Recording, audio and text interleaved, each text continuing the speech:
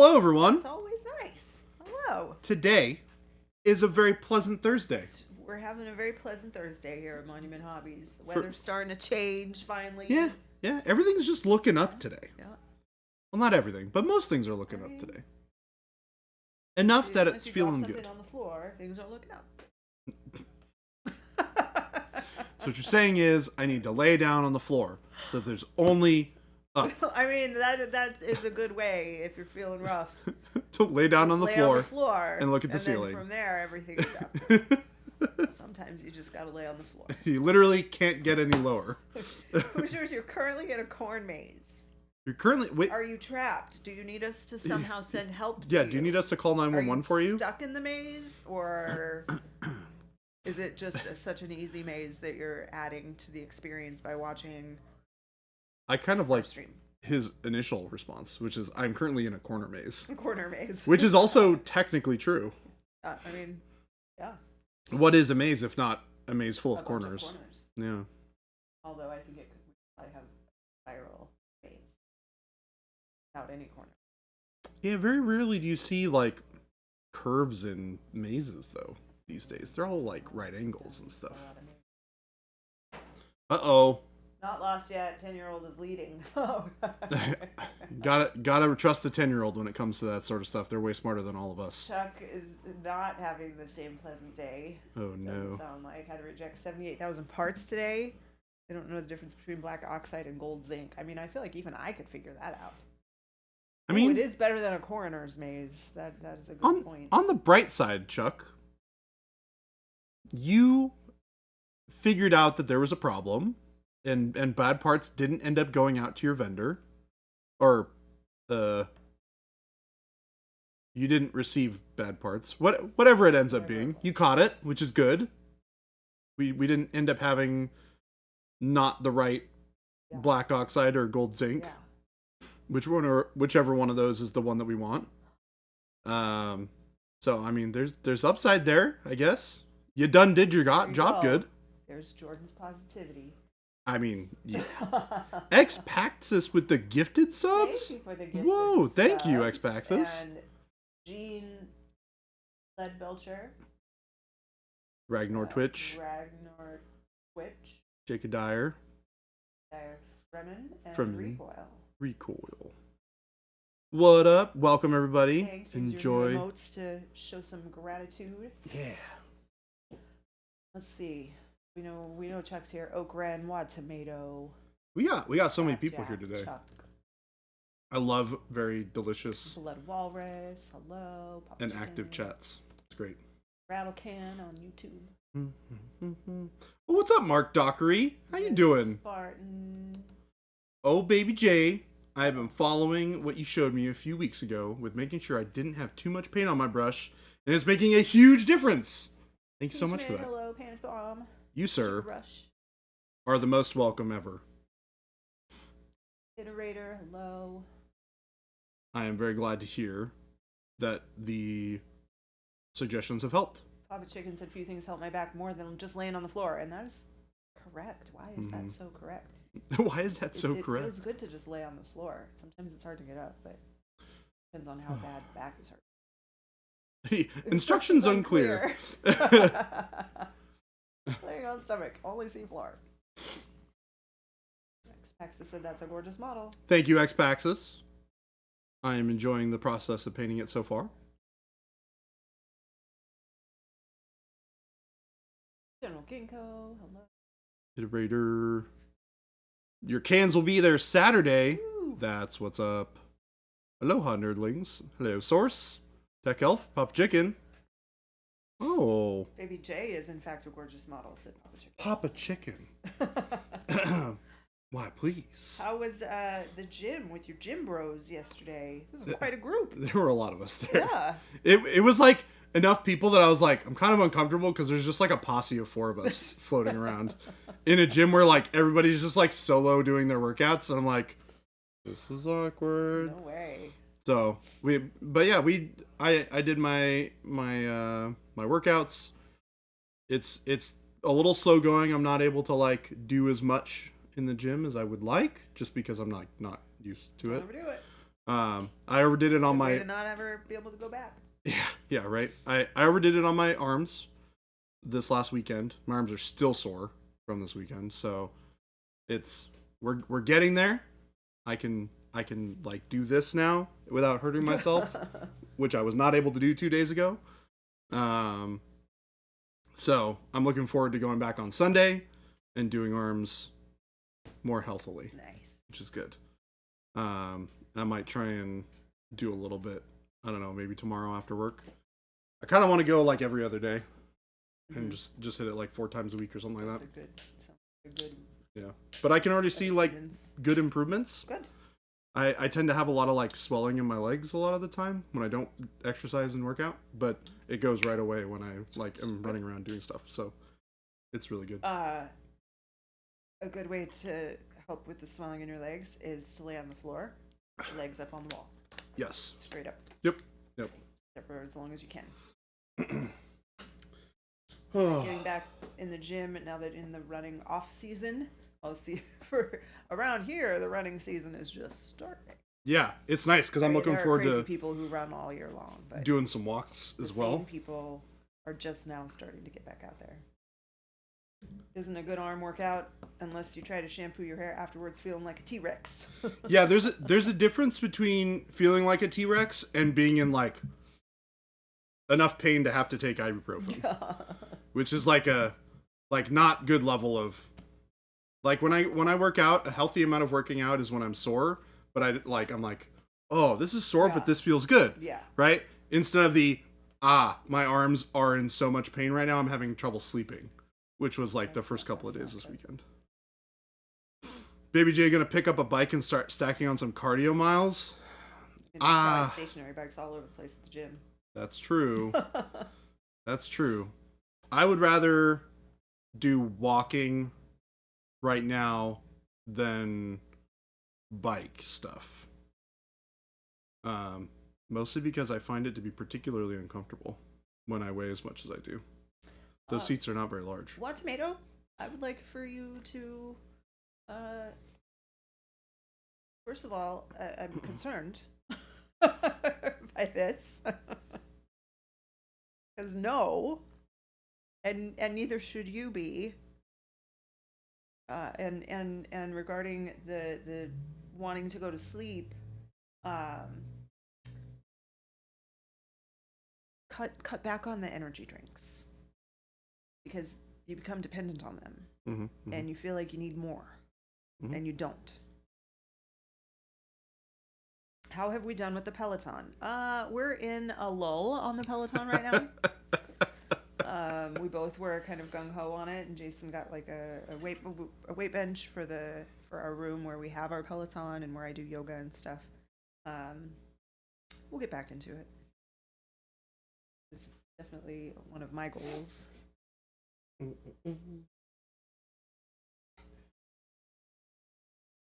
Cardio is overrated. It's actually not. Turns out you really need it. Cardio is good for a lot of things. It is first and foremost your ticker. Yeah, that's you like really want it to the keep big ticking, one. So do some cardio. Yeah, that's like the big one. Well, and the other thing is like it helps with like circulation. Yeah. It helps with like, I mean, like I said, even just the small amount of cardio of me literally like going to the gym and lifting weights is enough for my blood to get pumping enough for me to not have like issues with like a significant swelling and that sort of thing. So it makes a big difference. Yeah, everyone would benefit from even a small amount of stretching. People really overlook the stretching. Jen, that is my big thing that I really need to get into. I need your help.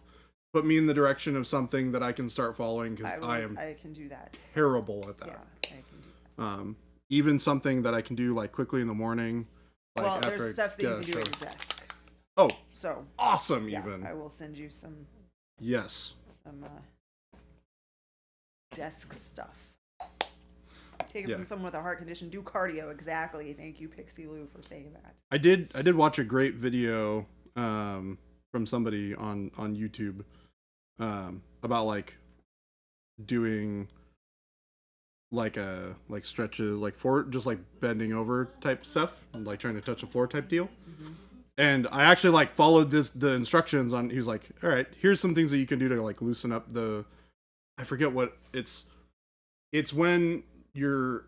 It's like I don't know if it's a ligament or like muscles that get really tight and they stop you from being able to stretch, and you have to loosen them with like doing the elephant walk thing, and then you can stretch much further. Mm-hmm. Because like that's what I've always had trouble with is like I've never been able to really do it because it's just super painful for me to do that, and it's like, well, you need to loosen that muscle or ligament or whatever, and then you can stretch better. And it worked so good. I was like, I gained like 4 inches on my like bending forward. I was like, holy crap, this works. That was fun. Can I send some stretching stuff you can do while sleeping? No. I like that too. Wild Tomato said my roommate's got a Peloton, just need something for my shoes to help lock them into the pedals. We swapped out the pedals. We got just regular bike pedals and put them on our Peloton. A while back I read that the oldest people in the world all come from fairly steep villages, so walking in stairs are good for longevity, absolutely. And you know what? Balance. Everyone should be able to stand on one foot for at least 10 seconds without wobbling. And if you can't, you got to work on your balance.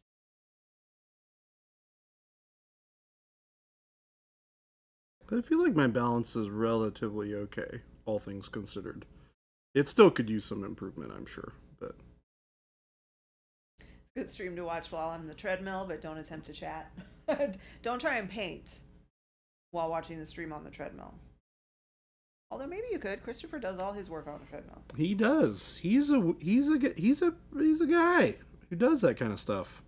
Impressive. Coordinated. I'm just using a little bit of burgundy here, by the way, just in case anybody's curious. I'm just putting in some glazes of burgundy.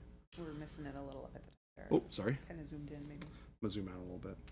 How is standing on one foot for 10 seconds going to help me sit in front of my PC all day? Well, it helps you if you do sit in front of your PC all day to stretch periodically throughout and to stand up every once in a while. I mean, if you wear an Apple Watch, it'll tell you to stand up every hour. If you don't, just set yourself a little timer. Sitting is absolutely the new smoking.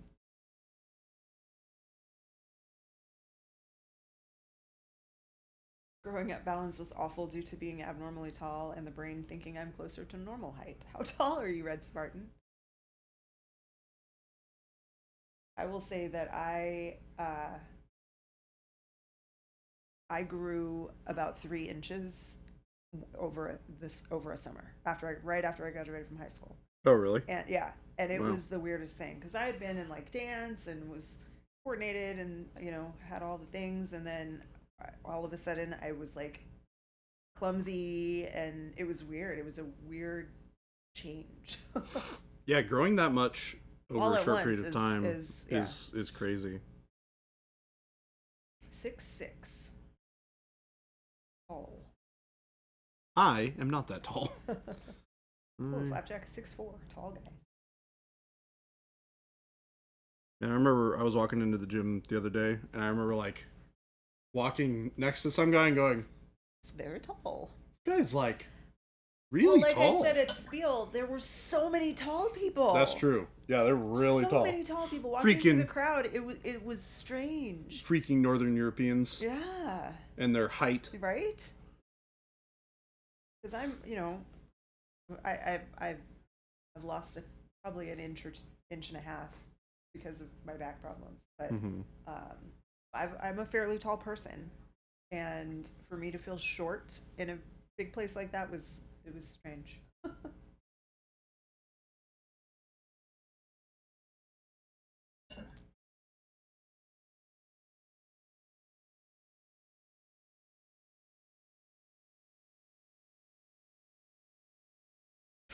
Freedom units are not pretend. We made it to the moon with them.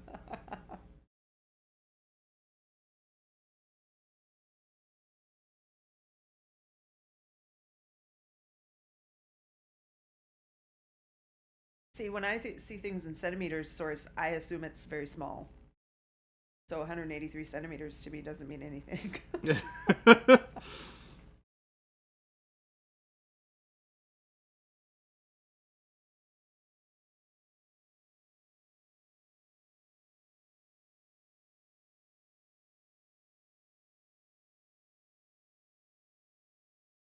Awkwardish Panda and Kruger. Hello. What up, folks? Welcome. Kruger said the miniature is turning out great as always. Why, thank you. I am kind of in love with this sculpt, which is good, because that means I'm going to do a good job on it.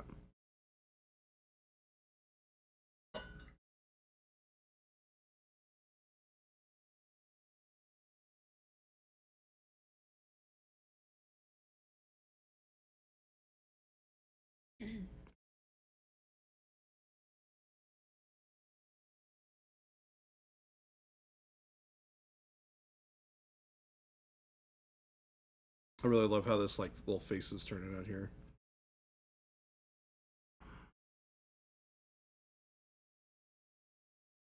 It's got so much more warmth in it than the creepy zombie face behind it. Really nice.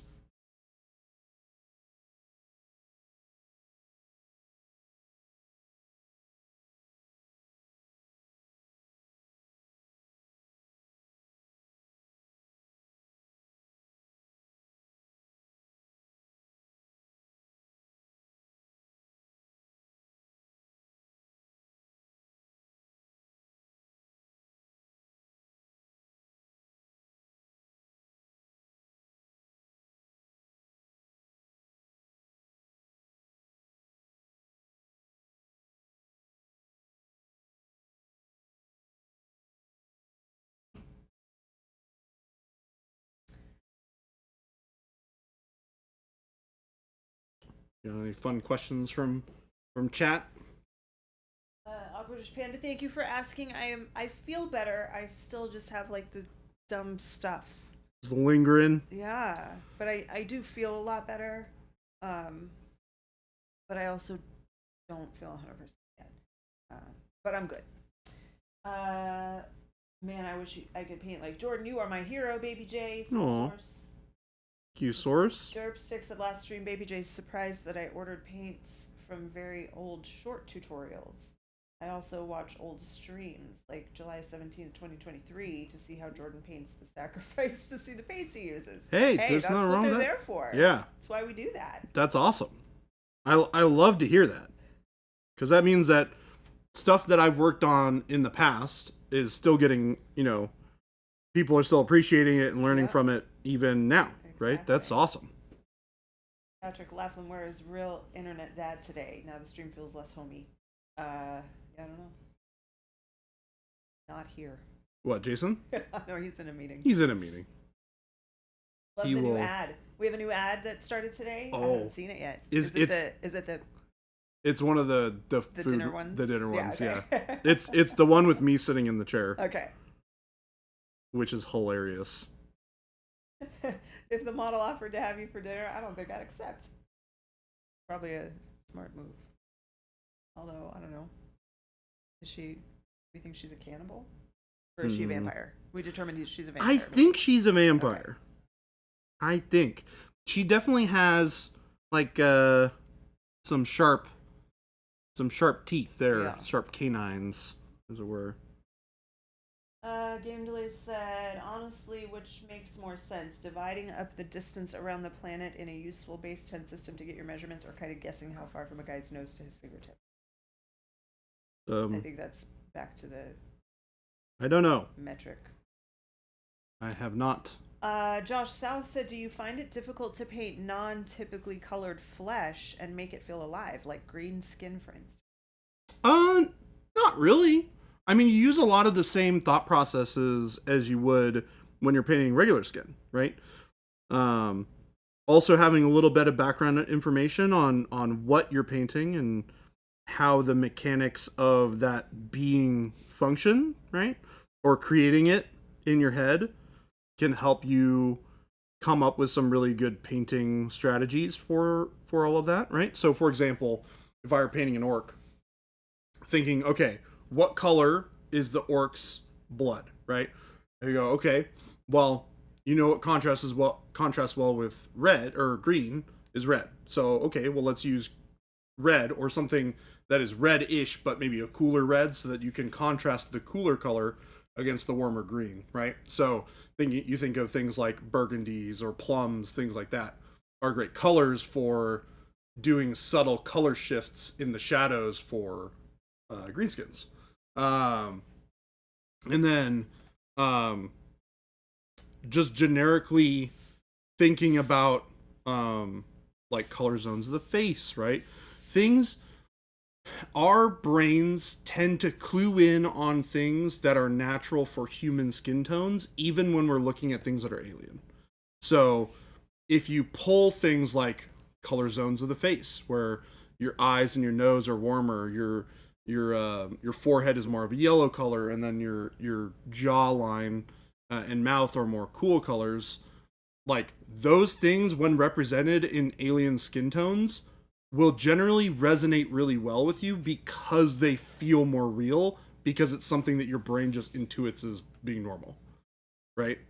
So even though the color of the skin is different, it will feel a little bit more normal because it has some aspect of normal color shading to it that your brain is used to recognizing. So you kind of trick your brain into it.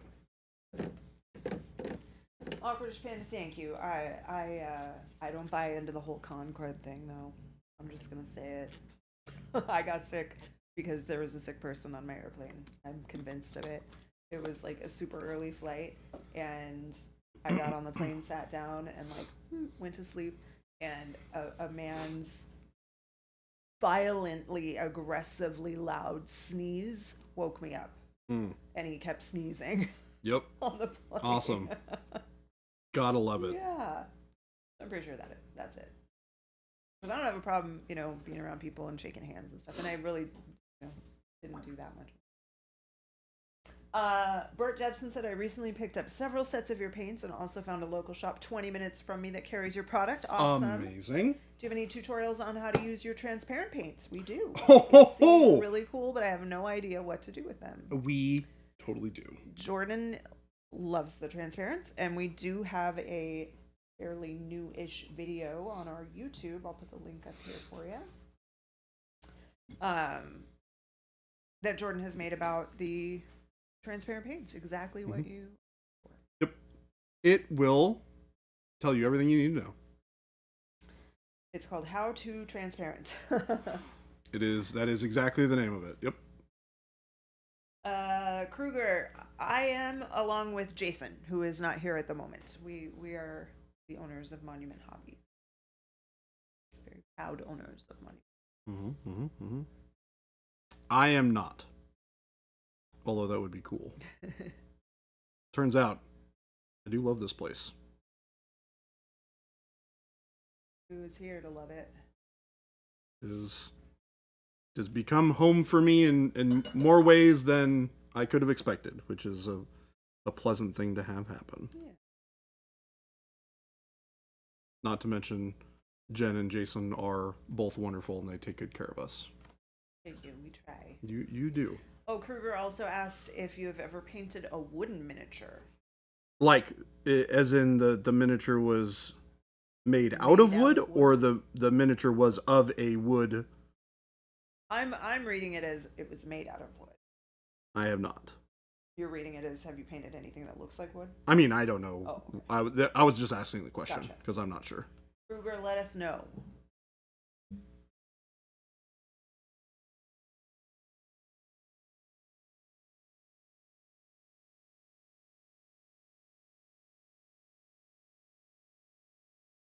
Wooden material. I have not. Unless you count, like, MDF terrain, right? Are there wooden models? Not really. No.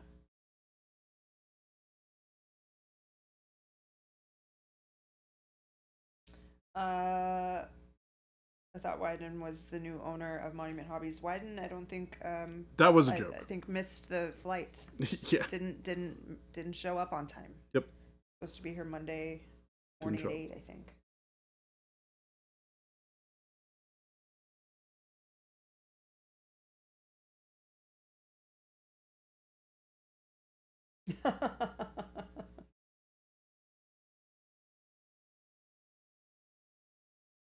We understand. It's quite a distance. Still at the airport.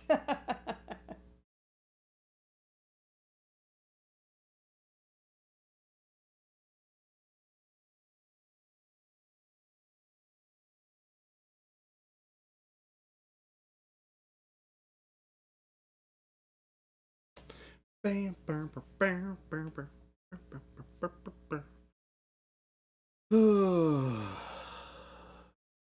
We're getting there. We're glazing. We're glazing away, folks. We're doing the glaze from Glaze Town to get all this skin to be super duper duper duper duper duper smooth.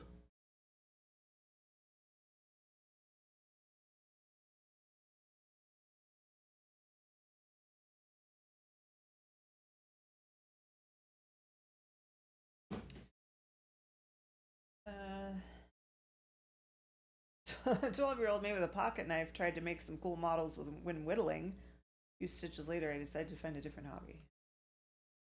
Grandpa used to whittle. I think it's a lost art. Does anyone still do that? I did it a bit when I was in Boy Scouts, Yeah. but I mean, that's kind of just like a thing that they teach you to do. Kruger said, can you tell us the story? How did you come up with the idea to create this company, and what was the most difficult part to be successful? Yeah, I can tell you that. So, Jason was, so Jason had started painting miniatures when he was a kid, like 10, maybe 10 years old. So it was always something that he had an interest in. He has an extensive art background. He's very artistic. He's done sketching and painting and sculpting and jewelry making and all kinds of things, and music producing. He had been streaming video games when I met him, and then he went to stay with his mom. She was going to have knee surgery, and so he went to stay with her and help her out, take her to doctor's appointments and help around the house and things while she was recovering, and wasn't going to be able to stream video games there, but he was watching Twitch and looking around at what else was happening on Twitch, and saw that people were painting miniatures on Twitch, and so he decided to try it out. So we started to stream miniatures, and it was great. We were some of the first to consistently stream miniature painting. One of the first to be partnered by Twitch for miniature painting and miniature art. And but he was and we had a web store where we sold other companies' products. This was before we started Monument Hobbies. We sold other companies' products, but Jason was making things like brushes and our original go bag. I was making our soap. And then he was also doing some commissions, and while painting a commission on stream one day, he had trouble with another brand's white and got so frustrated with it that he said, you know what, I have the ingredients, I can do this. And so he mixed up a magic concoction right on stream, put it in the airbrush, and it sprayed perfectly. And everyone that was watching that day was like, you need to make more, I will buy that from you. And so we started making it in our kitchen. And insisted that we were not going to make any other colors of paint. We didn't want to do that. But then, I don't know, within a year probably, was it about a year, you think, that we did Special White before we started actually making Procro? Yeah, somewhere around there. Even though we said we weren't interested in making other colors, we had already gone out and started looking at what it would take. It just at every step felt like it was impossible. And then overnight, it almost wasn't impossible anymore. So yeah, I think it was probably a year to a year and a half, because that we released in Black Friday 2018. We made Special White all of 2017 and some of 2016. So yeah, so probably. Did we start it at the old house in Gilbert? Yeah. Oh, okay. Yeah. Oh. No, it was at the new, so 2017. So 2017. Yeah. We moved into that house in February of 2017. Yeah, and it was immediately after that. Yeah. So all of 2017 and most of 2018 was just white. Yeah. And then our other stuff. And then we started out with 33 colors? 29. Well, Metallics. 29. Just the first 5 metallics. That's right. You got it. Yeah, we released that on Black Friday of 2018, and grown ever since. And that the hardest thing has been growing and, making sure that we stay, with production, that we have enough paint for people who want to buy our paint, coming up with new products. Jason does all that, though. He's really good at that. So, yeah. And now here we are. And we've streamed the entire time. We brought paint production here to the U.S. in our own facility in 2020. Jason and I used to do it by ourselves, and then we hired our first employee, Ruben, who is still here. He started in September of 2020. And now we have 26 employees. Yeah, there's 26 nearly people 30 on of us staff here. total with Jen and I. Yeah. Crazy. So, yeah. It's crazy how quick it's happened too. Because when I got here, which was literally like a year and a half ago, we had like 12, maybe. Well, like Jen said, the hardest, and I think the question asked in chat asked, what was the some of the biggest hurdles and problems in business? And for us, it has been managing the growth, because thanks to you guys and gals, it's always been a huge amount of demand for our paints and our products. And as a small business, sometimes that demand will crush you.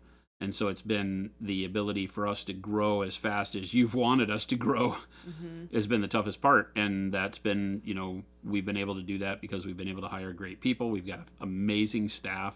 Yes. Great team here. Staff is fantastic. Yeah, it's been great.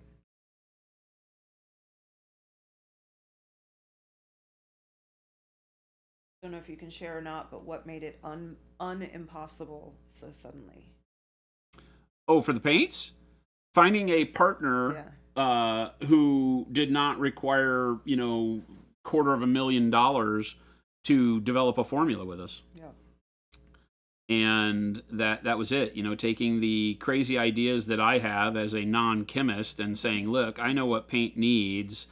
I can't enunciate all the time in proper word and language, the chemical component it needs, but I know what I want it to do. I know the kinds of things it needs to do that.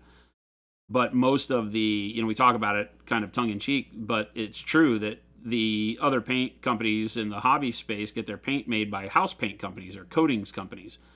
And those coating companies have a way of doing paint that is built around the viability of house paint, right? Glidden, places like that.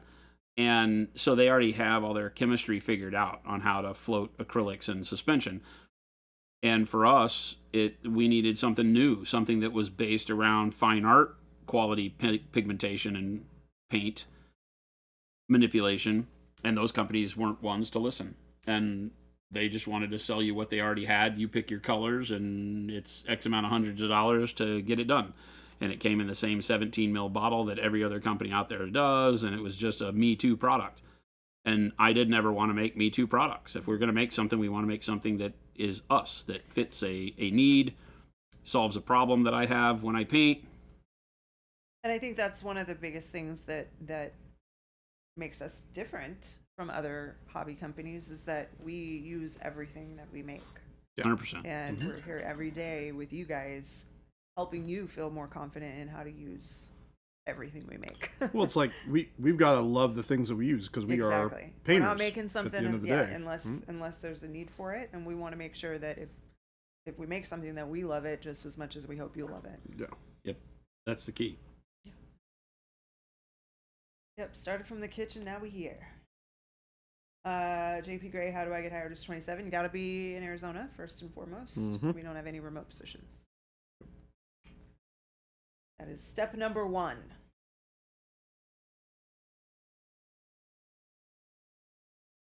James Delay said, I've sometimes regretted not painting minis when I was younger, but now I know I was waiting for Monument Hobbies to reach the point of finally making wizards, but no regrets. Ed C, waiting for your order now. Awesome. Thank you. Yes, I've been painting for over 45 years. And so for me, getting through all of the problems that various paints cause, I never thought I'd have the ability to fix those problems. I just kind of tinkered around with the paints I had, and like Jen said, doing the stream, people would ask like, "Hey, how did you get that thing to happen?" And I'm like, "Well, I do this thing. I cut my brush a certain way. I built this jig. I use this crazy tool from jewelry making. All these things that tricks of the trade you learn over time. And at some point in time, you're like, well, we could make something that is actually built for the art of miniature painting that handles this in a much better way." And that's what we decided to do. Yeah. Well, and selfishly, you're like, cool, I got to make a custom version of this for me. And you go, when we made the new Go Bag Evo, I joked with Jen because I was like, this is the scariest thing we've ever done. It was the biggest amount of money we'd ever put into developing a product. It cost us a fortune of investment from the company's money to get those bags ordered, because anytime you do a big order for the first time, they want like money up front and all of that, and those bags are not cheap. But I believed in it and I wanted that bag. And so the joke around here was, well, either people are going to love it or I'm going to have, the most expensive hobby bag on the planet and I'm going to use the crap out of it.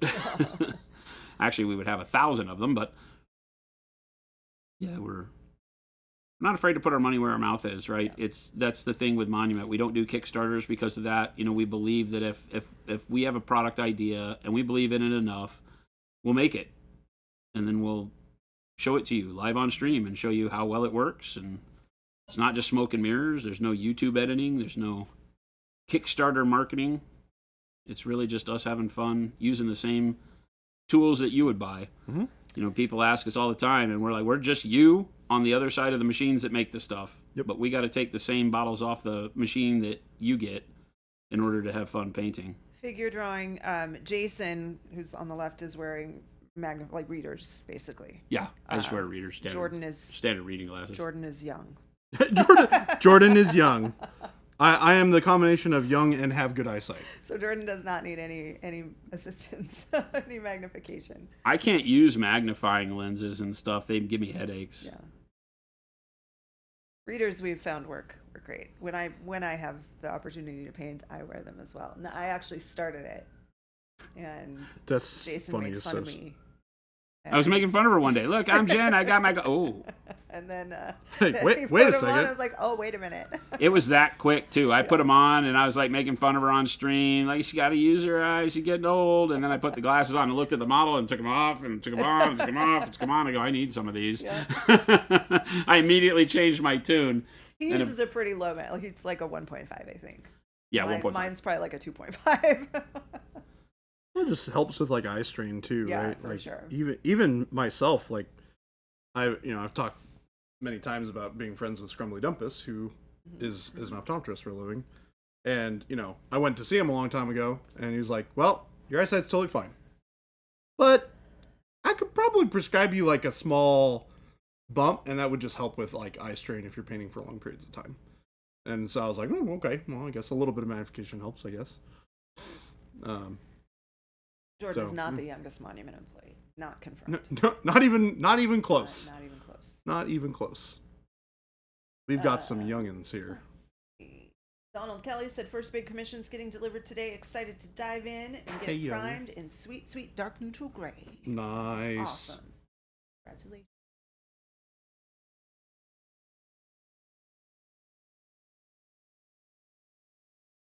I always enjoy seeing my dad use those old school optivisors when I was a kid. He'd look up from his work and I'd see big old googly eyes. Yep. Yeah, when they look up and it's like. Yeah. Let's see. So James Mathias said, so are you saying all other paint manufacturers are doing the same paint formulas, like the food industry, where it's the same cookies just with different branding?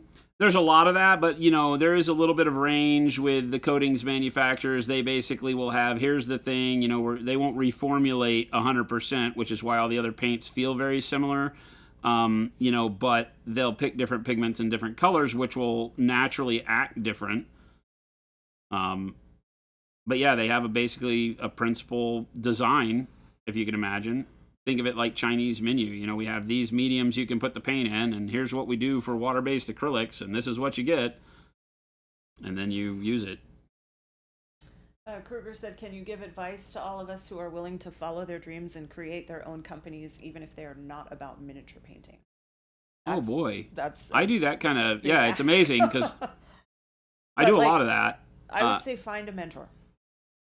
Having somebody in your circle who you can have as a peer in discussing business, if you really want to start a business, is key, right? Because what you will find if you start a business is you will outpace any of your peer group unless they are also entrepreneurs and starting their own businesses. You'll want to make sure you have people you can talk to along your journey, that you can cry on their shoulder when things are tough. That's huge. Now, that sounds kind of cliche because that isn't a silver bullet that fixes any of your problems, but that's the reality. The biggest thing you're going to want is a group to talk to, somebody that you can discuss things with, help you answer questions about, like, oh gosh, what kind of accounting do I need to do? How do I set my business up? And that's going to be different, country to country for your tax laws and things like that. So having a good understanding of all that is good. Being willing to look further than the creative aspect of whatever it is you're doing. You need to know how to run a business. You really need to pay attention to that. So there's really only two good choices. You either have to have a partner that knows all that, at which point in time you're giving up ownership in the business to attain that, or you're going to have to study what it takes to run a business. How to read your P&L, how to know what you're investing when. This is for all size businesses. I don't care if you're just selling, Chinese repop stuff on eBay. You still got to know how your business runs and how it's doing at any given time. That's and the so one thing that investing I in think- yourself and your business knowledge is key. Yeah, I think a lot of people, see us, as Monument Hobbies. We're here, we make cool stuff, we've got fun people, we have a fun stream, but It's work business. so hard. It's Like, business. We work really, like, everybody here works so hard all day to, make sure that we are continuing to make the best products and develop more products and market our products and just do all the things. So it is a lot of work. So to that, figure drawing, no one here does, well, these guys don't do commission painting. There might be somebody who works here that would do a commission, but it's not part of our business. Mm-mm. It's commission painting. We're here to make the hobby products.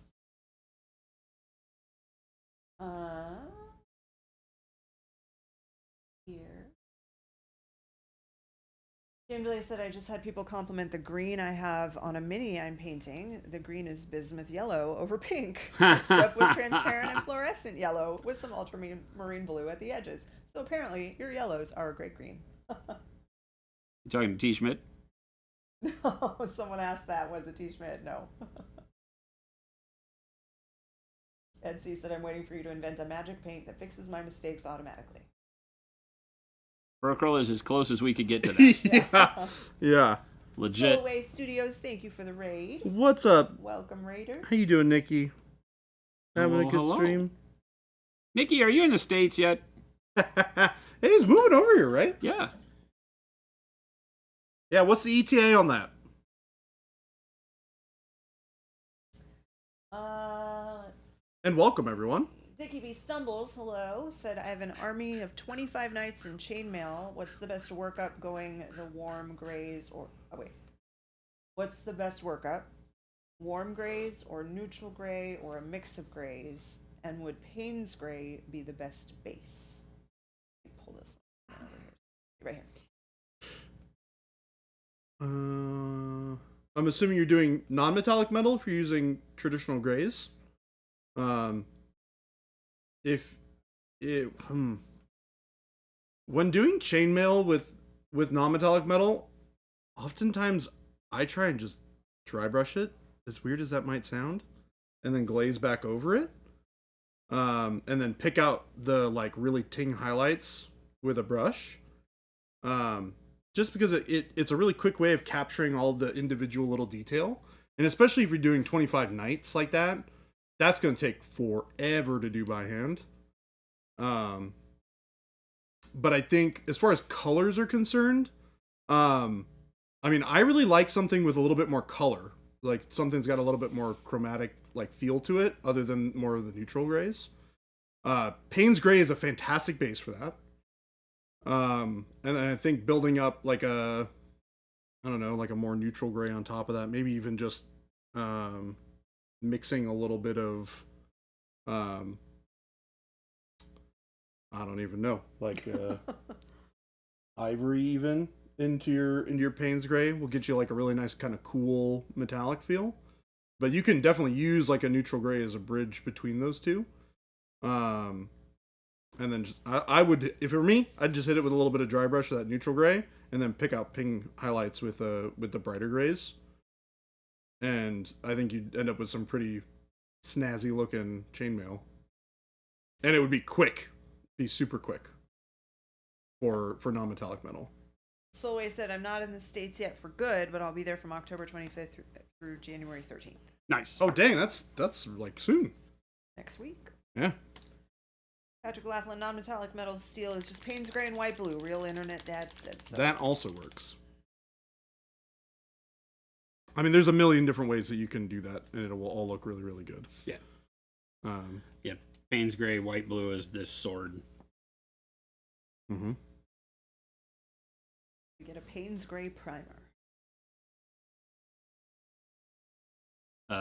Dark purple is what you'll get.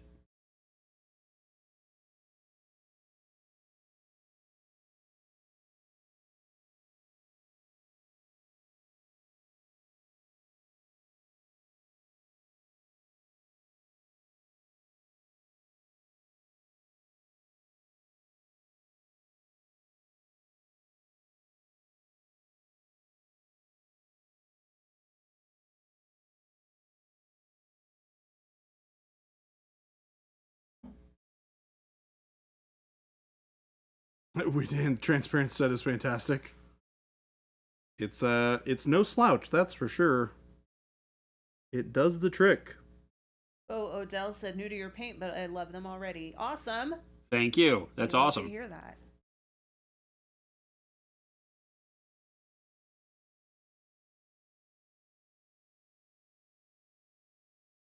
Glad you are liking.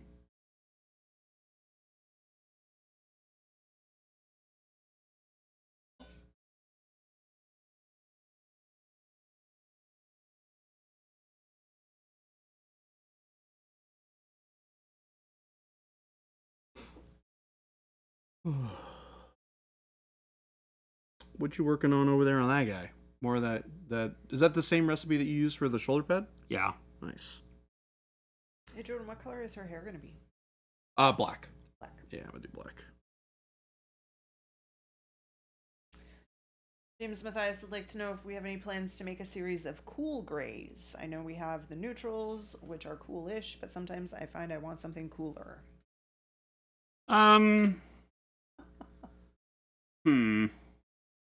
It isn't on my list right now. It doesn't mean, I mean, we've got dark gray blue, and white blue. So those are a little bit too cool, right? That's why they're named in the blue range rather than grays. But they kind of fulfill that. You can tint them down, desaturate them, and they'll get you quite a way there. And you can take the neutrals and use those, hue shift them with like transparent blue and things like that. So that's really my thinking there. But it doesn't mean that we wouldn't ever come out with them. They're not right now in where I'm thinking. We have a lot of grays. They work really well. Warmer grays are the harder ones to mix.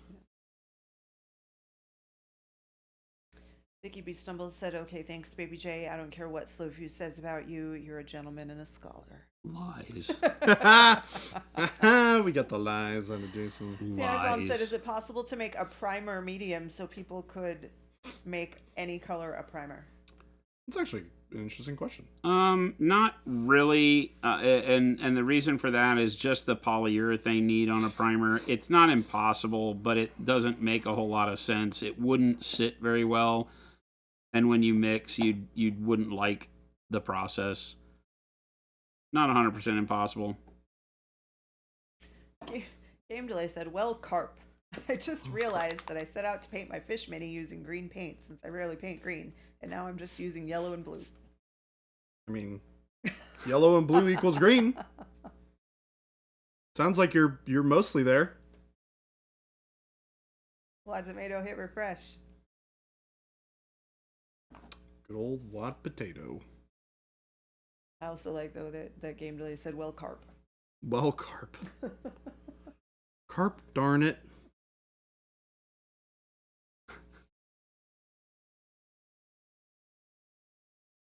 Video froze up for you guys? No, I don't know. Our Looks bit rate's okay. looking good. Looks okay. Good, all on our right. end. They're all Twitch saying being yes, twitchy. though. Can you guys still hear us? Probably not, huh?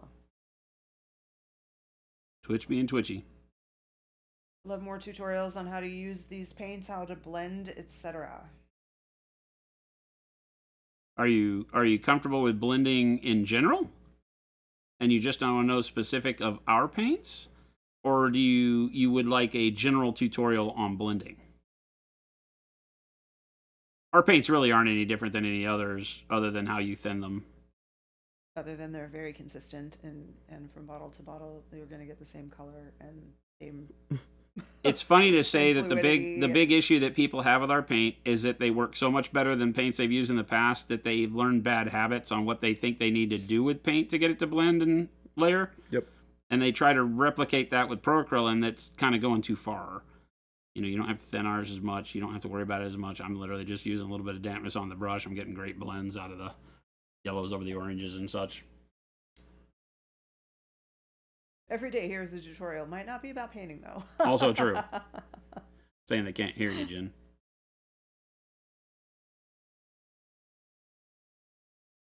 Can't hear Jen? Oh, no. Oh, no. I mean, my mic's on. I don't know. I'm not far away from it. Apparently, I don't paint anymore.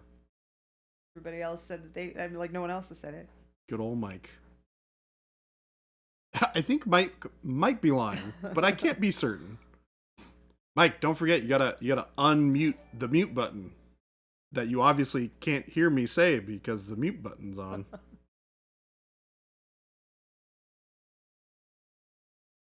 Just have to have like a little sign that says unmute your Tavern Keeper Miniatures, hello. stream. We are doing well. It is a pleasant Thursday. It is in fact a pleasant Thursday. I think I have a 3 o'clock. You do have a 3 o'clock. You do. I got a 4 o'clock, but I gotta leave at 3 o'clock. Yep. You guys are both leaving me at 3 o'clock. We're gonna leave Jordan unsupervised, everyone. Uh-oh. You guys are gonna be Let's in charge. go! You gotta watch our kid for us. All right, everyone. We're going on a shopping spree. Oh, jeez. God. He's going to give away the ranch. Is the zombie girl holding something in her other hand? That's a good question. Yes. Let me find the part. I've moved it over here earlier. So, the left hand Oh, that's right. I do remember. has a this. cool little box of trinkets. Candies. They are, yeah. I think they're candies. They look like candies. They look like candies, like little star mints or something. Yeah, something like that. It's weird because they kind of look like seashells. I wish I could zoom in close enough for you guys to see this. Oh, you can see it. Yeah. So they're like teeny tiny little like seashell like looking things, but they're very clearly supposed to be candy. Yeah. So she's like, let me open my super ornate little box, little chest of candies. Come here, kitty. And take off my pretty beautiful face so you can see the creepiness beneath. Yeah, exactly. I was like, I like it better with the mask on. Yeah. Who is this? Read this dark name. Tavern Keeper Miniature said the last time you left Jordan unsupervised, he broke my spirit. What? Well, No, that does not sound like Jordan. What? it actually does. Whoa, Jason. When have I ever brought down your spirits? Surfstick said, I think I've gotten good at identifying paints. In the stream with the sacrifice, it looks like Baby J used dark warm flesh for the highlights and olive flesh for the brighter highlights. He might not even remember. That was a long time ago. I mean, I definitely used bright warm flesh. That's what I'm using on this right now. But as far as olive flesh on top of that, that was like a year ago. I don't remember off the top of my head. sell the seashells down by the seashore? Is that what those are? She sells seashells by the Can seashore. you paint Eat Me on each of them like in Alice's Adventures in Wonderland? Nope. Not gonna do that. I'll Make 'em scribble on them. Little chocolate chip cookies. Oh, whew. That thing's coming out nice, Jason. Thank you, sir. There's nothing suspicious about a chest with a lock where you keep your sugary treats. And then There's- she asks, "Have you seen my cat's tail?" I'm going to be honest with you, Game Delay. There's a whole lot wrong with that. Oh, no. Oh, jeez. Oh, jeez, Well, Mike. I'm sorry, but I have to take my dog to the vet. I can't stay. But now that's a lot of pressure. Don't worry. Chris Masucci and They're supervising from the other room. and Gabe are supervising Yeah. from the other room. It'll Okay, be fine. Good. Right, guys? That's probably not going to float very well. Yeah. They said yes. They said yes. Jen's like, they said yes. Don't worry about it.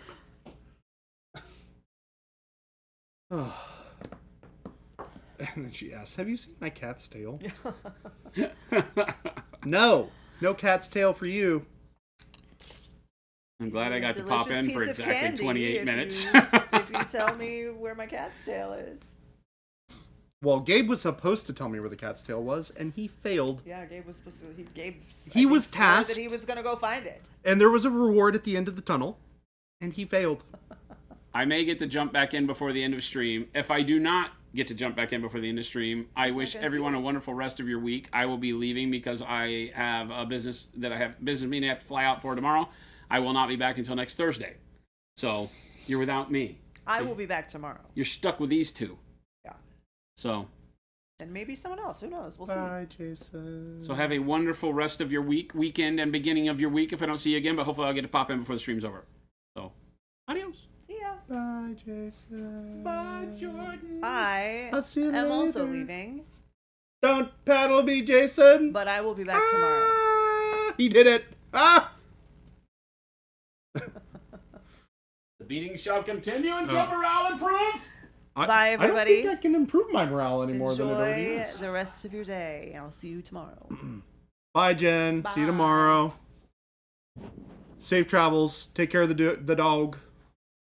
I mean, I was going to say, I'm only going a few miles, but I probably need the travels. People are crazy out there. Yeah. Did I tell you I almost got hit the other day? I almost got T-boned. I literally almost got T-boned. It was terrifying. The one where your heart, is... Yeah. Yeah. I Yeah. don't like those. Yeah. I usually don't have that happen, but my anger and frustration. Yeah. every time. It was the closest I'd ever come. It was Oh, I'm sorry. terrifying. See you tomorrow. See ya! What's up, chat? It's just us! We get to enjoy the rest of the evening. It's not evening, the rest of the morning together. It's gonna be great. I hope you guys are having a great day so far. I am delightfully in cheery spirits today. So, we're gonna have some fun. Mom, Dad, leaving the kids alone? How long until the party starts? The party has already started, Aquadish. Come on now. You know this. Jordan is free to exceed. Tebow, now I want a steak. Oh my gosh. I haven't had a good steak in years. I mean, that's not true. I've had a good steak within less of a year. I haven't had good steak recently though. Did you just get spanked indirectly because of me, Jordan? Yes. Did you not bring the pizza, Jordan? I'm not saying pizza. I had pizza for lunch today, and it was delightful. Let it be known that the pizza that I had for lunch was awesome. You guys cannot bring me down because that lunch was delightful. Also had a really good iced latte from that place, which was a pleasant surprise. It was great when you go to a grocery store that has a fancy coffee and drink bar and pastry bar thing, and you actually get a really, really nice pastry and cup of coffee. So it was a pleasant surprise. And I'm a snooty coffee brat, so I'm really picky about my coffee. It's one of the things that I get very excited about when I go visit my dad for the holidays, because my dad is even more snooty coffee brat than I am. And man, does he make a killer cup of coffee.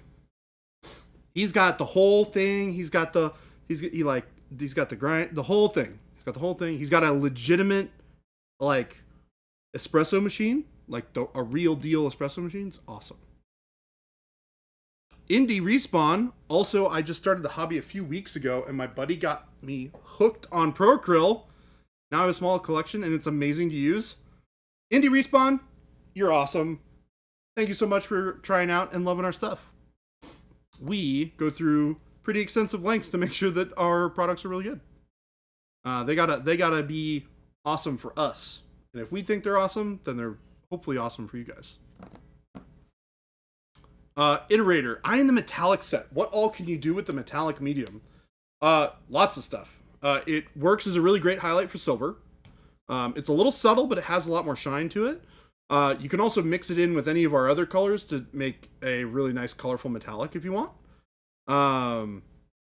You can mix it with our transparents and get a really, really shiny, colorful metallic. Really, really, really good. Nice and versatile. Sounds like you have good friends. Hey, Baby J, what kind of paints does a psychic wear? Oh, what kind of pants? Ha! Ha ha! Okay. Just a paranormal...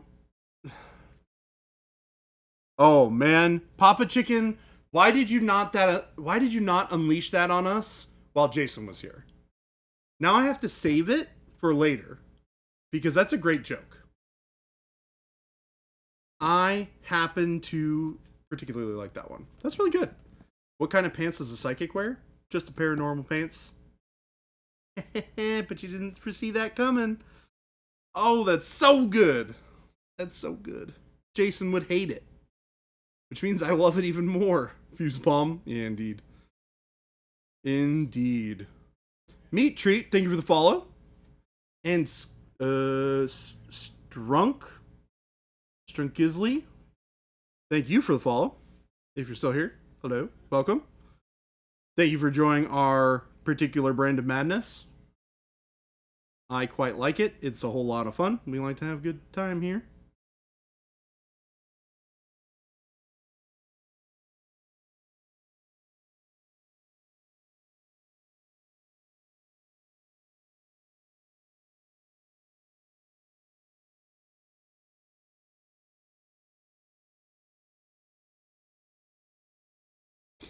Trying to really push these bright highlights, guys. Trying to get that really nice, like, a really nice shine. Kind of like, here, just to show you an example. You see how, like, it's a little blown out on here, but the skin here has this, like, luminosity to it with this really, really subtle shading in the recesses. That's really, really beautiful. That is what I'm trying to achieve here. But the skin gets a lot more pale than what I'm currently working at. Carter, you have been summoned. Meat Treat. Where can I get my hands on this figure? This miniature is from Carol Rudick. He has a website. It's carolrudickart.com. Here, I can quickly show it to you.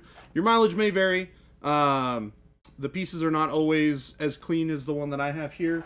We've had a little bit of issues with it. But this one is no longer available. This miniature was, a miniature from about 3 years ago. They do still have the larger scale version of it. And by larger scale, I mean 75 millimeter. Now, this is a particularly large bust. So it's, this is almost 75 mil just with the bust. So the whole model would probably be about this big, in full size. This is one of my favorite pieces that I've ever picked up. Had this for a long time now. Just been waiting for the right time to put it on the desk and get to painting.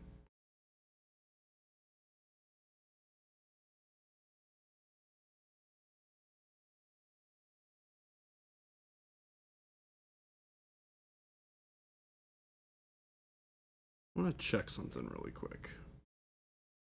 I want to see what this looks like when I paint it in burgundy over the purple.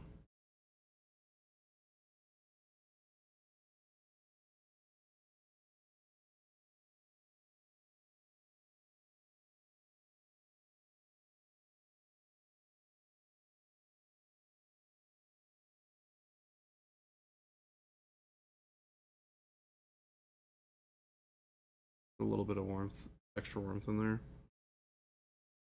This is me just trying something out. I'll paint over this if I need to.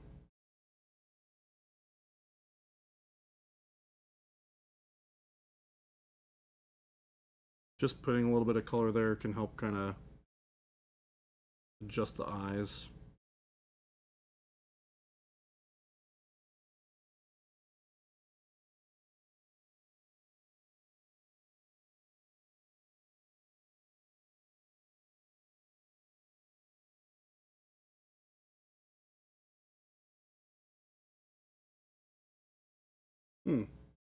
Not sure that I love that better. We'll mess around with it. We'll see what happens.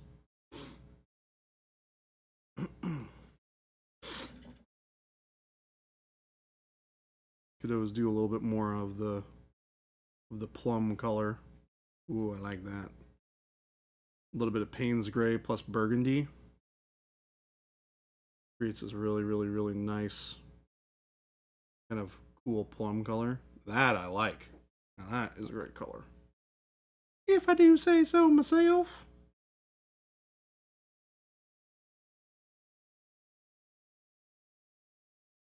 Burgundy plus Payne's gray, guys. What a color indeed. Like 2-to-1 Payne's gray, or 2-to-1 burgundy to Payne's gray.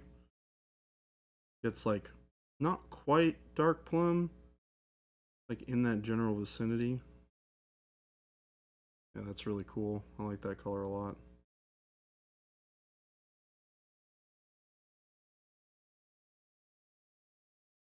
Payne's burgundy.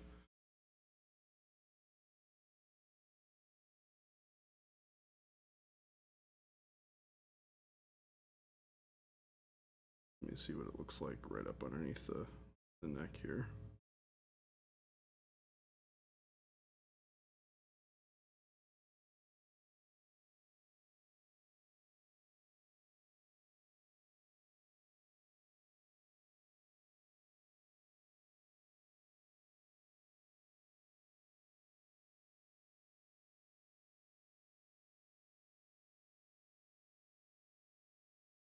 Maybe incorporate some purple into the color too, because I really like the way that the royal purple sits with this.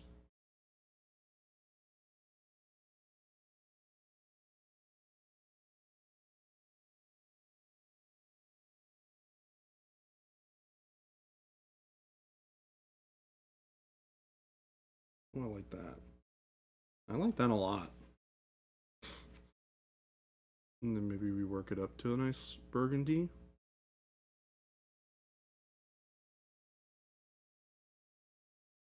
Ooh, dark hot pink? I kind of love that idea.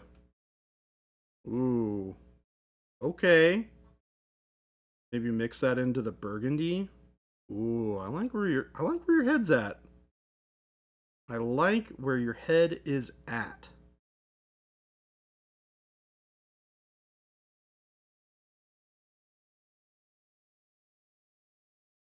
Let's see what that looks like if I were to mix a little bit of dark hot pink.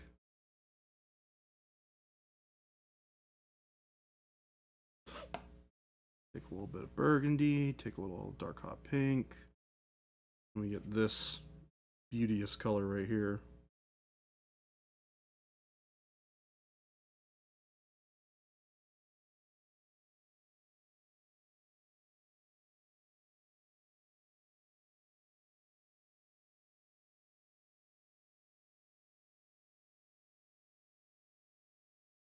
That's really nice. I like that a lot.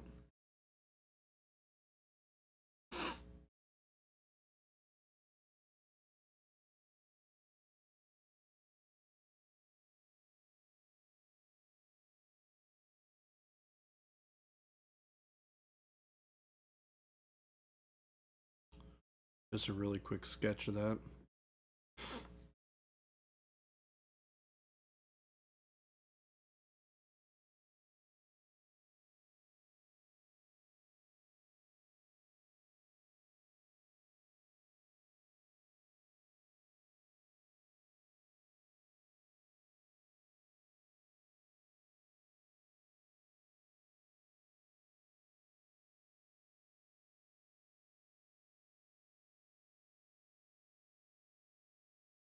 Raid. Comet Lord Miniatures with the raid. Hello. What's going on, you guys? Welcome, Raiders. Hope you guys are having a delightful Thursday. It is pretty spectacular over here. We're having a great time sitting here painting this delightfully creepy lady. She's quite nice, but she's got some issues and needs to go to a dermatologist. But, you know, we don't judge. We fully support her in her endeavor of facial freedom. Freedom from the rigors of time. Let's see here. Baby J also made a custom mix of warm brown, dark warm flesh, and transparent orange for the Sacrifice's base coat, and had it had a Zenithal Prime.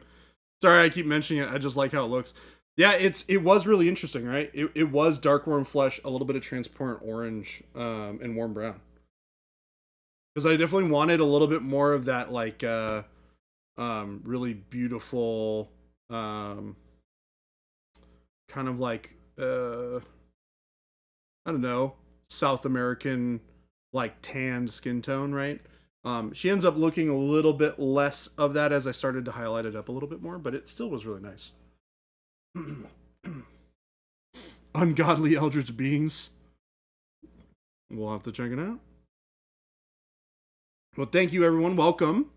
If you have never heard of us before, we are Monument Hobbies. We create the wonderful Procryl paint line. And we are here using it on stream, doing some demos for the chat, hanging out with the folks who are having a good time. Dealer creepy models, nice, very cool. Yeah, I'll have to check it out. Let's see here. Woohoo! Michael Paints Minis. What's going on, everybody? You can, but we won't click on it if people are curious.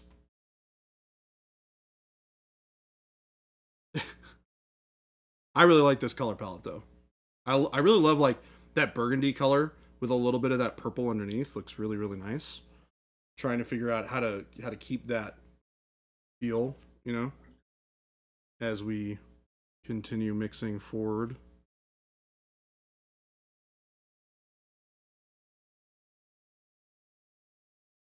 That, yeah, burgundy mixed into Payne's Gray is exactly what this is right here. Let me see right here.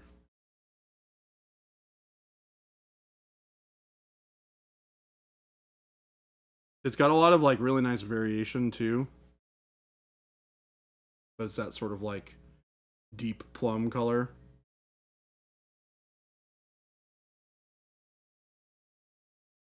What? How's this my fault? They came and raided us, Mike. But thank you for the raid, you guys. I hope you've been having a great evening.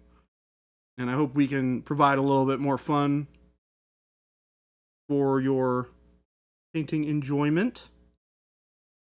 Just working on this sweet Kelrudic bust that I have been wanting to paint for so long. Finally got around to pulling it out. Had a great time at the Nova Open this year and really was re-inspired to start, you know, focusing on painting up some stuff really, really fancy like. So, really taking a concerted effort to putting in some practice and trying some more complicated things and really exploring more interesting color palettes, things like that. Oh, yeah. Yeah, sorry, Mike.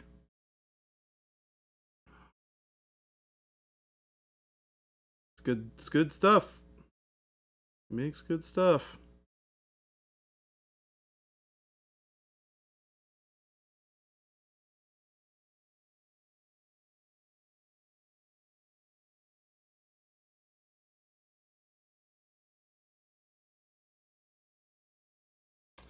And we are not affiliated with them, but you know, if you want to check out the stuff, that's where I got it from.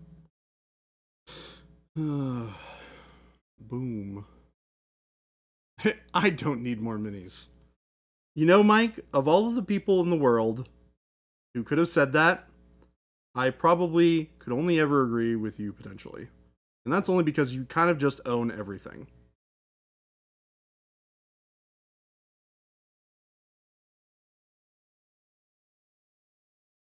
You literally have like a store in your living room, which is great.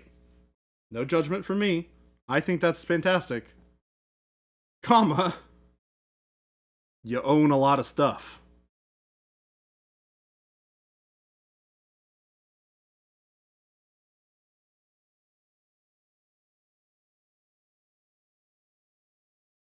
Don't get me wrong. I've painted my fair share of Games Workshop models. I just got done painting the lion last week, right? Where is he? He's right here.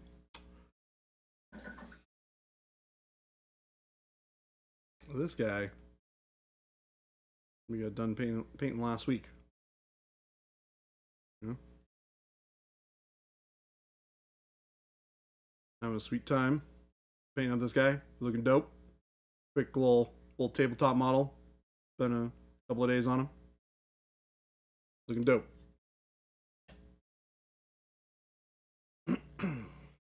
But now we are on to the fantastical and the creepy.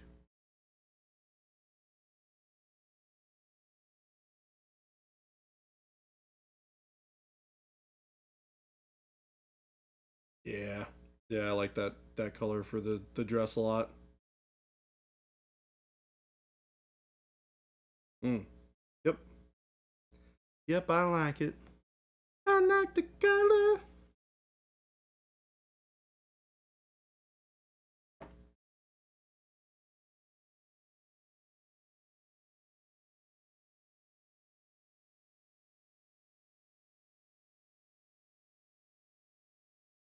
Alright, let's see here. Where do I really want to push brightness into the skin here?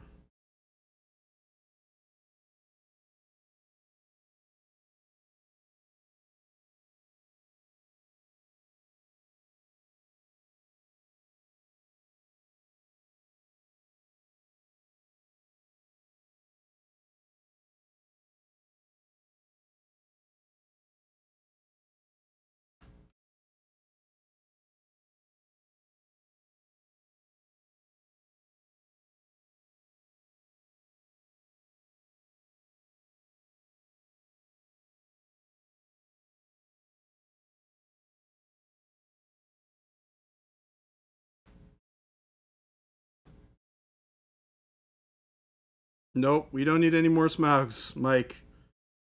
One is plenty.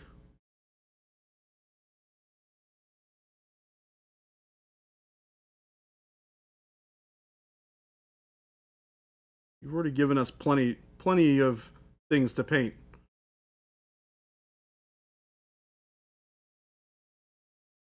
I have a Golden Demon project already in progress.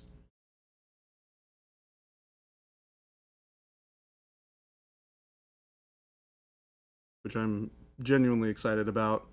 Although I did see somebody who else who's a very accomplished Golden Demon painter who also said that he was doing it, and he showed off some pictures, and I was like, oh man, this is gonna be rough. It is gonna be rough. Because turns out Richard Gray pretty good painting miniatures, as it so happens. We'll see if he's taking it to Adepticon or not.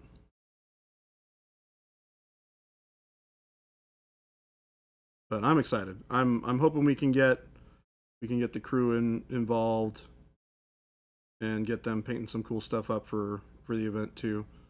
Just to flex a little bit of awesome painting experience that these guys have. They're really good. Even if they don't win anything, it's all about the experience. Getting cool projects done.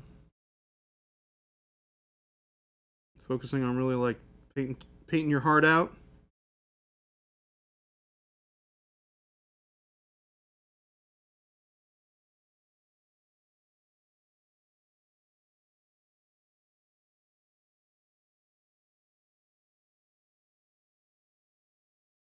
New smog for Gordon's Golden Demon 2026. Oh God, Mike. Enter it in single mini.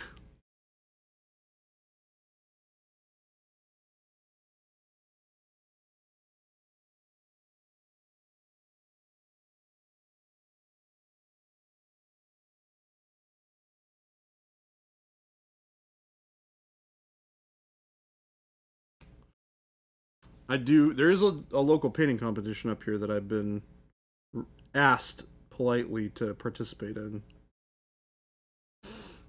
I don't know if I'm going to yet or not.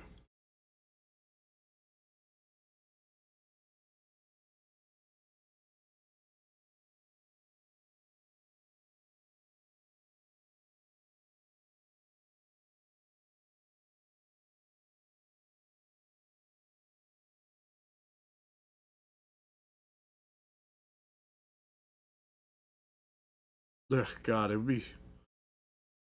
it's so big. Like, that's the it's just so freaking large.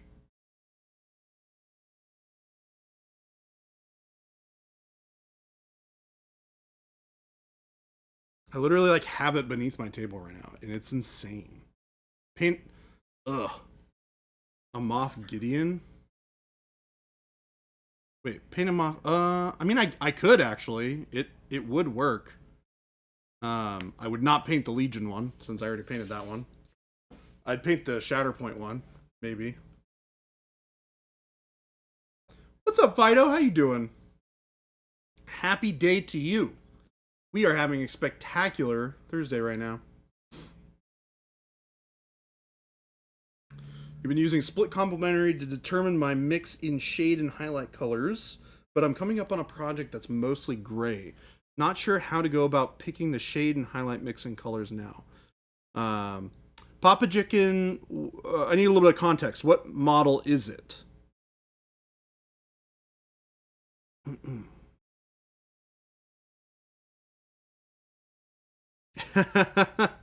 What a delightful surprise. I go AFK in my favorite sculptor stream and come back to my favorite paint manufacturer stream. That's awesome. Good old Comet Lord Miniatures.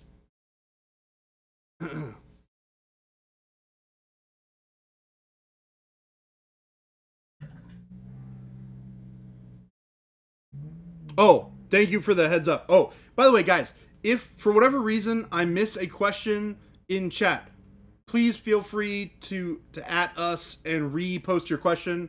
It is a lot more difficult with just one person here to catch everything, especially when chat is moving really fast and there's a lot of posts getting caught up. Please do not feel bad about reposting your question. I want to get to it, and if I miss it, I want to make sure that we catch it again. Okay, answer to the question that Mike so politely nudged me on. It was, what Pro Acrylic colors would I use to do an ice sword?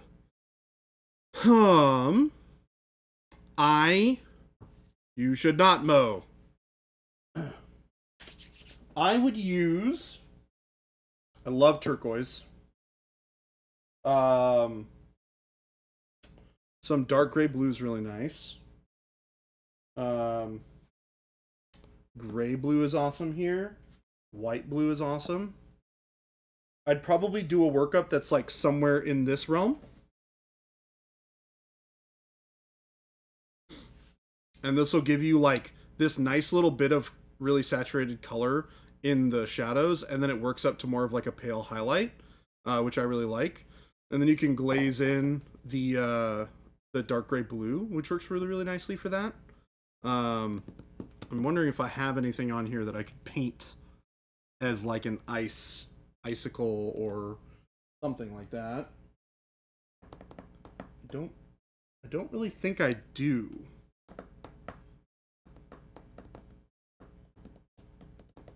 But yeah, I think these colors would work really, really well. And you mix them together, right? You mix them as you go.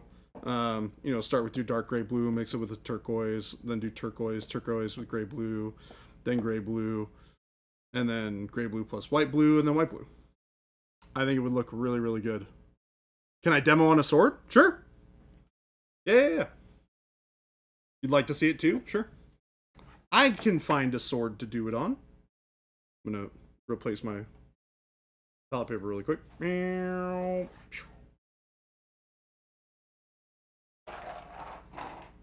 was doing a short earlier today and did not swap it out.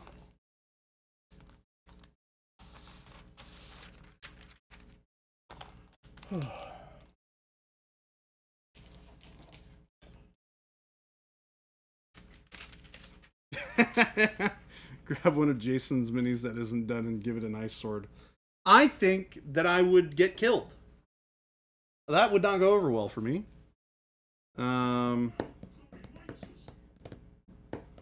Somebody likes us. Enter minis. Hello. Thank you for the follow. We like you too.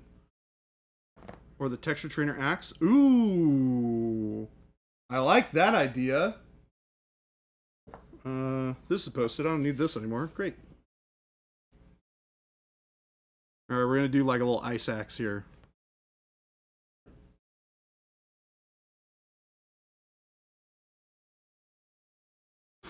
Yeah, I mean, if you want to include more green, you totally can. I like my ice to be like blues and purples, which feels really nice.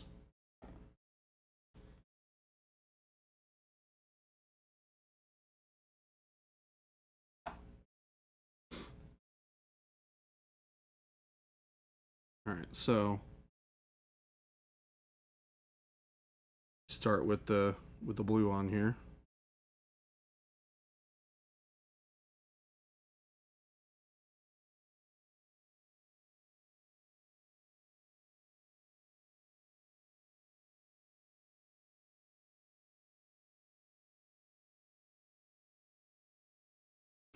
And a lot of this too is like where to place the highlights, right? So I'm going to do this pretty quick, but you'll start to see where I'm placing.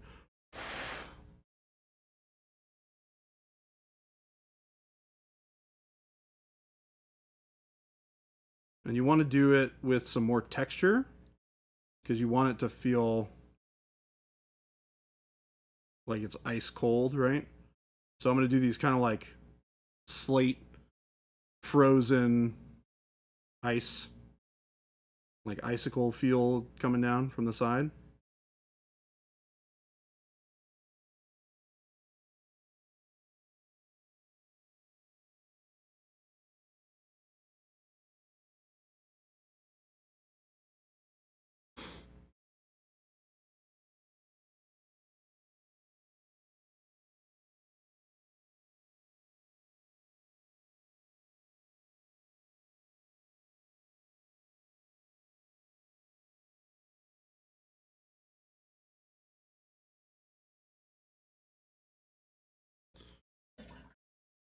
We're going to do a little bit of this kind of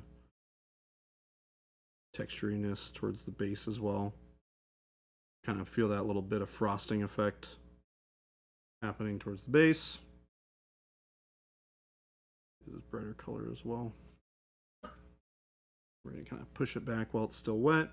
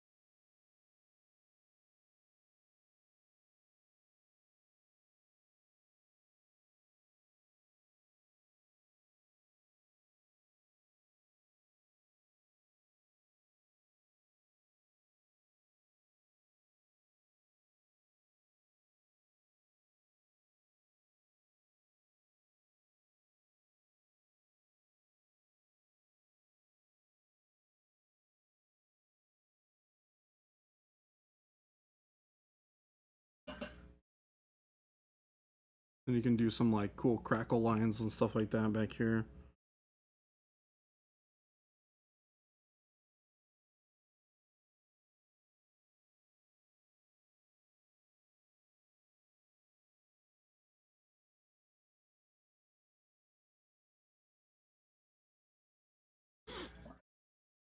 Yeah, so the color that we started with is dark gray blue.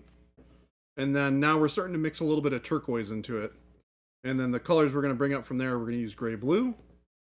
And we're going to use white blue. I'll keep them right here in the camera view so you guys can see them while I work on this.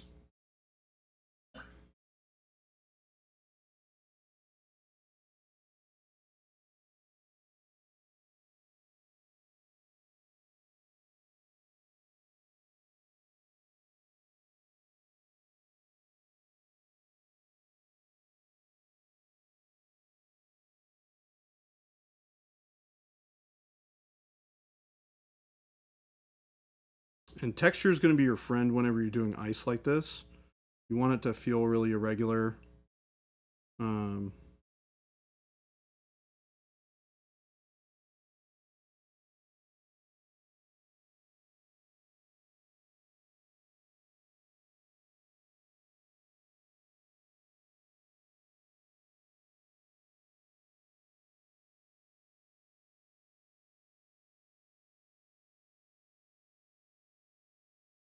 You can see I'm doing a lot of these like really thin lines like this, right?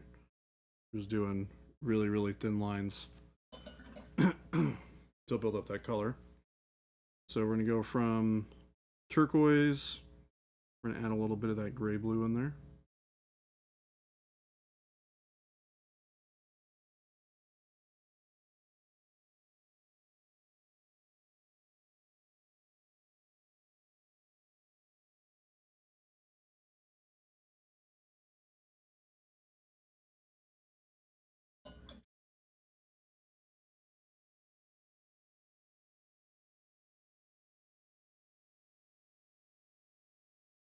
I'm doing this kind of like cloudy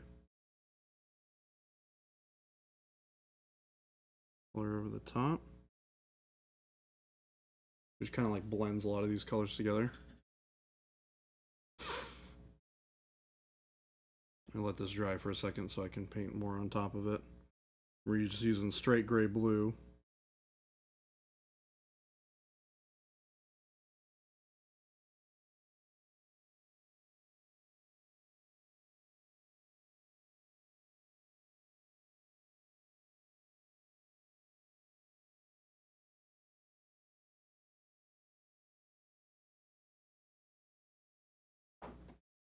I'm kind of reshaping the edge of that blade there.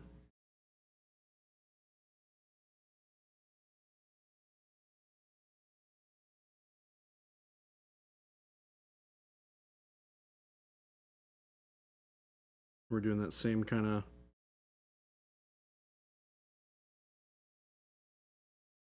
like line texture, right? So this will kind of feel like a little bit of non-metallic metal, but it's going to have that cold, icy feel when it's done.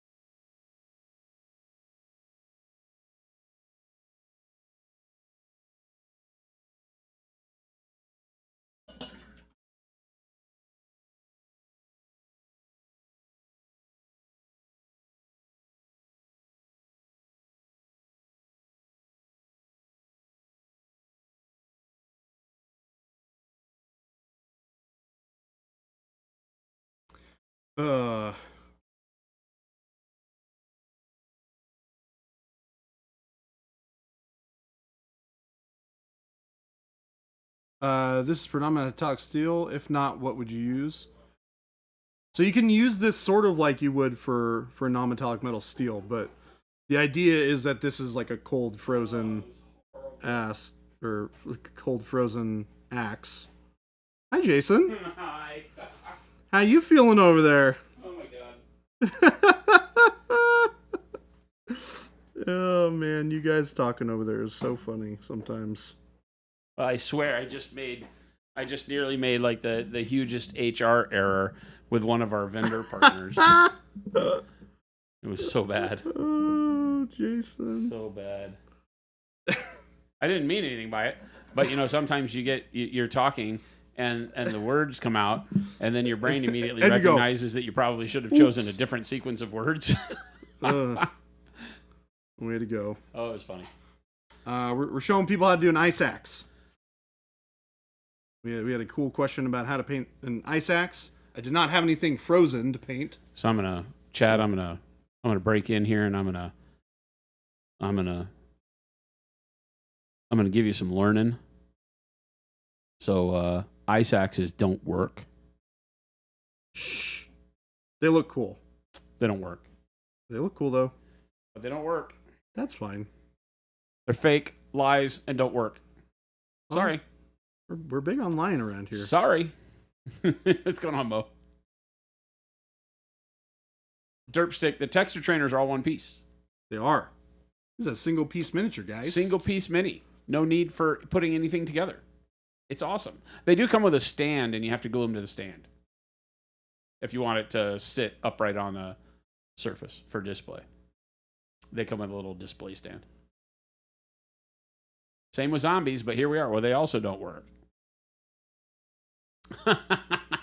Mike says they wanted a nice sword, and you chose an axe. I mean, it's sort of the same. In fact, no, hold on. Mike was the one who recommended this texture trainer as the one that I do. So you're saying Mike's throwing you under the bus right now? Yes. Yeah. 100%. He's been hanging out with you a while. Yeah, I guess that's kind of true. Is Mike, it's okay, I'm supervising? It's okay, I'm supervising. Yes. Yeah, he changed his name again. Chat, I'm going to need some help here. You're going to need help from Mike? I'm going to need help from chat. Oh, okay. Ghost Star says, what Michelin star restaurant do I need to go to in order to be served pro acryl? MonumентHobbies.com. And you will be served. Do we served. have a Michelin star? We should. I have some Michelin tires. Does that count? I mean, it's the same book. Tech same Elf, company. that's right. You better be on your best behavior. I'm here and I'm watching.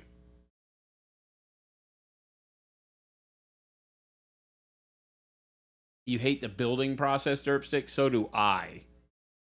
That's why I made texture trainers one piece. Turns out. I was thinking about us. Those of us that hate building models.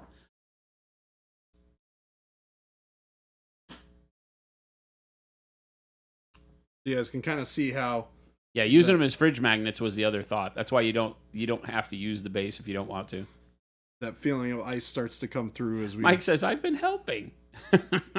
You're a Continental man for tires, not Michelin. I will say, not Firestone. Mike did call out the question. I'll give him the credit for having poked us with the extra question. Somebody had asked, and then Mike had kept on talking, and the question went above where I could read, and then he pulled it back down. So good on you, Mike. Oh, some guy that apparently doesn't paint anymore might have said that. So he said that before his name change. So he has a plausible deniability clause built into this thing because it was actually somebody with a different YouTube name, which, by the way, the YouTube name may be changed at your leisure. We got our eye on you, Mike. Game delay. Can I check this for legal counsel? Vector, you've been building miniatures for Necromunda lately? Not fun? What's not fun about them? A lot of parts and a lot of options.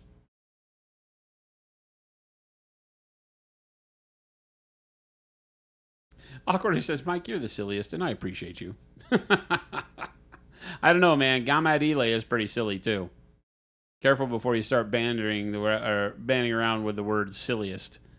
There's quite a few people with that, vying for that title around here. Yeah, they don't even have the exclusive on it, because Jordan showed off the Iceman he did. He painted a hell of an Iceman. Iceman looked a little bit like Silver Surfer. Oh, yeah. Well, yeah, it's over here. Sounds like something a lawyer would say. He's still here. Iceman. It's Iceman. Doing Iceman not things. Iceman. Iceman, not Iceman.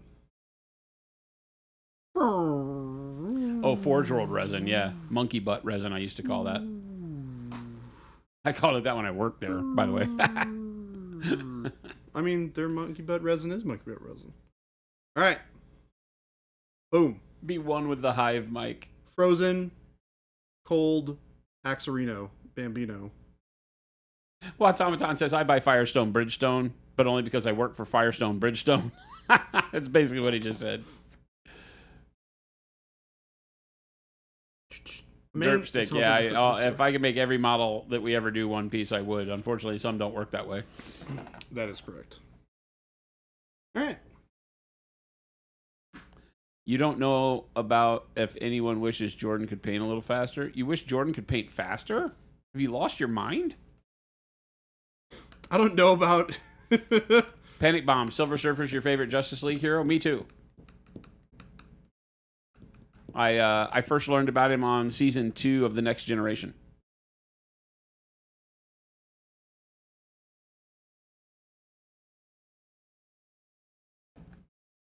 He's not listening to us, Chad. I knew... I don't know if you caught it, but when you said it, I definitely went, huh? And then I proceeded to ignore it. Flapjack says, now hold on. Hold on there. Are you mixing genres and fantasies? Silver Surfer is one of the first comic books you ever owned. Kyle Kinghorn says, I wish he could paint. Jordan? Me too. We hired him as a studio painter, and I mean, it's not going very, very far. It's not going very, very Not going far. very well. I thought Picard, Riker, Troy, and Data were in The Next Generation, right along with Silver Surfer, right? You didn't see that episode? With Galactus? I mean... And Batman?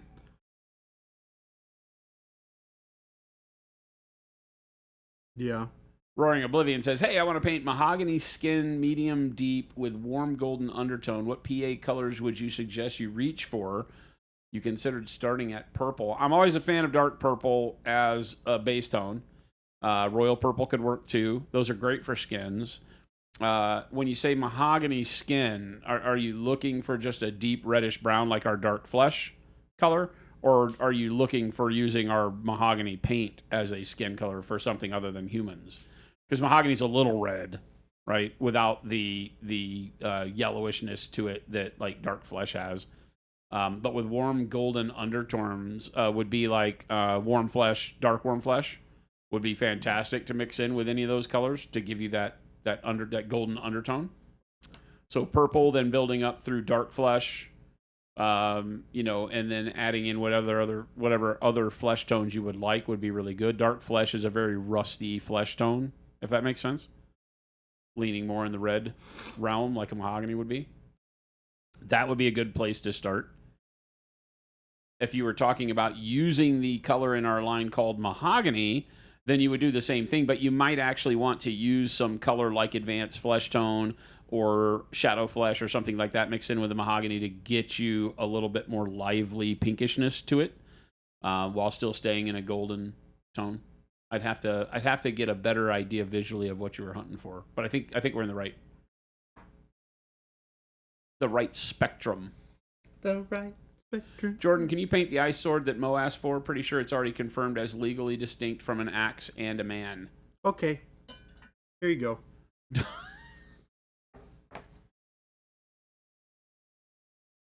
It's legally there you go. Sword made of ice. Done. Hey, I'm going to need some highlights. What do I pay you for? Need some highlights?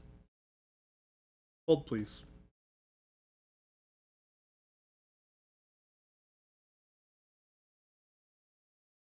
Right. Needs at least one crack in it.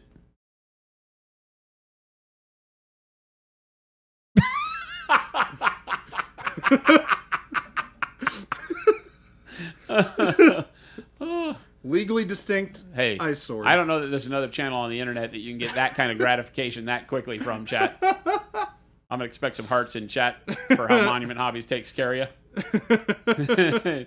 Hungerford says, did someone say Batman? Is that the Hungerford? Oh my, Hungerford?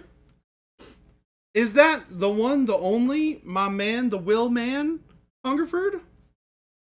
I'm not buying it. I don't know if I believe it. I mean, I kind of believe it because it's Hungerford. I'm not buying it. You know what? I'm gonna hope. I'm gonna put a hope and a dream out into the universe. It's a reasonable facsimile. that one is the one and only. You loved when Gandalf told Harry Potter to use the Force, and it backfired. Remember that part? It backfired and threw him through the teleporter.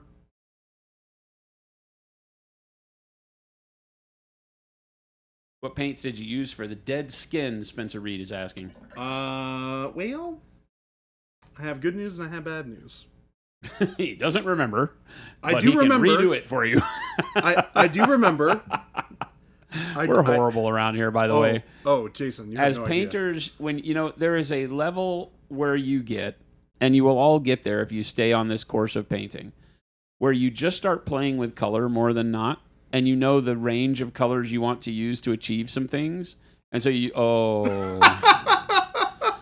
So now I know what he meant is that he painted with colors that nobody can have. So welcome. So remember how I told you that you should put hearts in chat because Monument Hobbies is your best friend? Now you should put F's in chat because Monument Hobbies is not your best friend at this current point in time. He painted the dead flesh with a bunch of colors that you are unable to obtain through human ordinary means. I mean, I could tell you how to mix these colors pretty easily.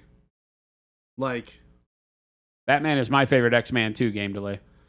He's got to desaturate Wizard's butt a little bit. I don't know. Take a little bit of bismuth yellow, add a little bit of gray, and a little something to it. Maybe some red gray to this bismuth yellow. You get something kind of in this realm. You take some royal purple, and you add, I don't know, a little bit of neutral gray to it. Probably get you pretty close.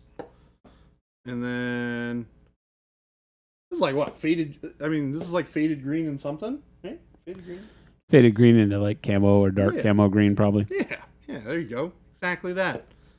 See? All of the Wizard's Butts colors are literally, and I mean literally, not figuratively, they are literally our other colors mixed together in buckets. They are. They actually are. As we go through the mechanical process of filling paints after mixing here, there is what we call a remnant left in the mixing pails.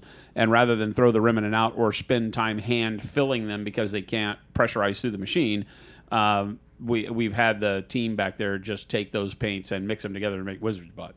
So you get a few hundred bottles. So they're very limited quantity, but they are made out of every other color we make. So there's nothing nothing custom to them really, other than the time it takes the team to come up with them.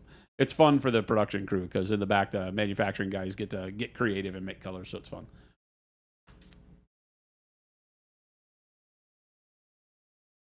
Papa Chicken says, I've been using split complementary to determine my mix-in shade and highlight colors. I'm coming up on a project that's mostly gray. Not sure how to go about picking the shade and highlight mix-in colors now. Well, gray is the desaturation mid-tone for every color, so you can use any color. Yeah. It depends on where you want to move your tone to temperature-wise. Do you want it to be cooler, warmer? How do you want to go that direction? So literally any color. I like to say it depends on the model. Yeah, pick the story you're trying to tell, and you can shade, highlight, mix in to gray with anything. We talk about tint, tone, and shade. Tinting is used with white or a bright proximity of white. Tone is gray. And so when you look at the HSV cylinder, like for hue, saturation, and value, when you're looking at that saturation point of it, that desaturation goes from white to black when it's at full limited... you've taken all the color out of it, right? Because based only on value at that point. So any color works. Do what you want to do. Do what you want to do. It's okay, I'm supervising, says to submit your ice sword to Golden Demon. It would not fly because that paper was not made by Games Workshop. True. Silly Games we would have to paint it again on the instruction book from a Games Workshop miniature. Oh my God, somebody needs to do that. That would be so funny. You should make an origami sword out of a Dreadnought instruction manual and submit it. I'd be all over that. You I'm gonna should learn do it. origami just to make like a pterodactyl origami out of an instruction manual from GW. Paint the top and not the bottom, so you could still tell that it was an instruction manual. I'm so down. And then we submit it. You would probably get disqualified because it doesn't have anything to do with the lore. Here's how Jordan can know it's the real Hungerford. Las Vegas. Miss That's all he said. He said Las Vegas. you, bud.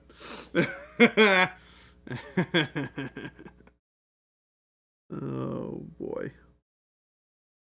That boy gets lost and goes on adventures. What? I said, what a dick. F's in chat. Yeah. Yeah. Cruel baby J. Yeah. Wad is not your biggest fan after painting that ice sword. Come on, Wad.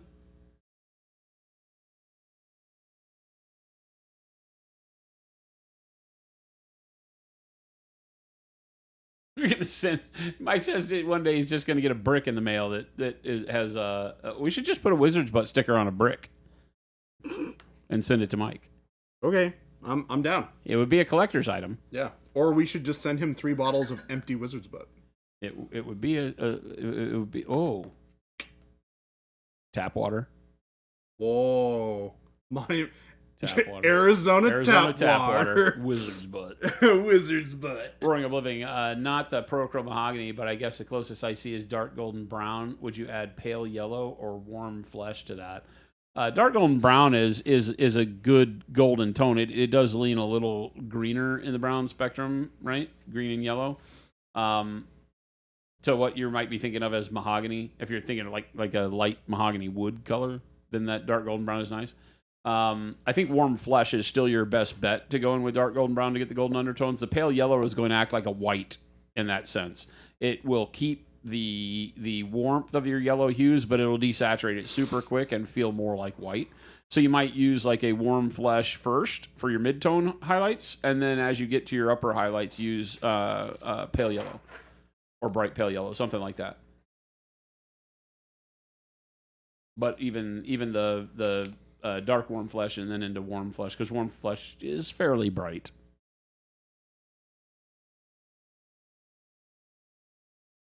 Painted on the Smaug box. Thanks you for the follows, by the way. Anakin Skyhumper, open category, and put it on a plinth. Yes, exactly. There are skinks that ride pterodactyls. Slap a skink on top of an origami pterodactyl made out of a dreadnought instruction manual. That's awesome. We should take the skink on the pterodactyl instruction manual, get some excellent origami person, and tell them we need to be able to see that it is the skink pterodactyl model on the bottom of it. And then they fold it all up, and on the top of it, we use a little texture paint or something to solidify it and give it, like a skin texture. And then we paint it all up like completely museum style with a skink on it and submit it. That's and have so the internet funny. hate us forever. The internet would hate us for a very long time. Or also would love us. I don't know. The internet's kind of, sometimes you get really lucky and people love you and sometimes not. Slap a skink is like cow tipping. In the old world, that's just kind of like what the kids go do Slap a as skink. part of their weekend teenager Slap a skink. foray. It's slap a skink. You go deep into the jungle. It's your coming of age trial. It's your coming of age trial. It starts off with cow tipping back home, and then your coming of age thing is that you got to go slap a skink, right? And the ones that never come home are the ones that didn't read the book and don't know the difference between a skink and like a Saurian or a Sauron Saurus warrior, right?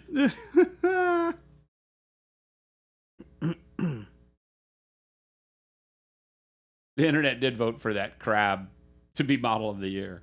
This is true. So you can't ever ask the internet for a serious answer. I'm looking at you, chat, by the way. Pink plaid. True. Avian says, hi bye, Baby J's head. Hi bye, Slow Fuse. Hi Well, hi bye. bye, Avian. Is it already that time? Oh my god, it is. Anyone else watch The 10th Kingdom? Every once in a while, the troll's curse phrase gets stuck in my head. Go suck an elf. I don't know 10th Kingdom. I don't know. Is it live action? It was a pretty sweet crab. Still is, by the way. You can still get it.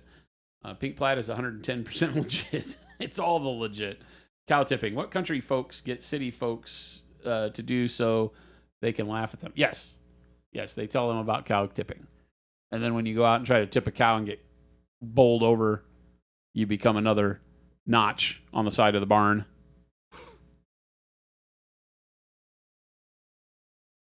Cows are no joke. Perfect. A miniseries on ABC like 20 years ago? Really? Why do I not know this? Why does that seem odd to me that ABC would do a fantasy miniseries 20 years ago? That's like, oh, dude, how old am I? 20 years ago was still in the 2000s. Like, that's this millennium. Yep. Oh, my God, I'm old. Oh, my God. I think 20 years ago was like the 70s. Nope. It turns out that's 50 years That's ago. 50 years ago, Jason. Yeah, sorry, my age is showing. I don't remember Wizards and Warriors. Nah. Cows kill more people in the U.S. than any other animal. They're trying to take over. They kill more people than mosquitoes? Is a mosquito an animal? I feel like everything outside is an animal. I mean, you're an animal too, so technically I feel like everything's an animal. Technically everything's dirt. Also true. You can stream The 10th Kingdom on Amazon Prime right now. I may have to go check it out. Does it hold up? No, of course it doesn't. If it was a series on ABC in like 20 years ago, it definitely does not hold up. But Jason, I meant to ask you yesterday. Dark Plum as an underpaint would be great too, Roaring. Definitely. Yep. It'll look good no matter what. You already got a very good, vivid sense of color going on, so I think you'll be happy with it. One season show around the same time as Buck Rogers. What? Oh, Wizards and Warriors? Beady.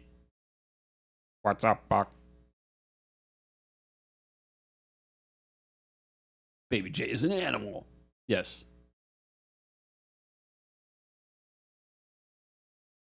Oh, in the U.S., cows. Worldwide, skeeters are the heavy one, yeah. Oh, it was on NBC. Oh, that changes everything.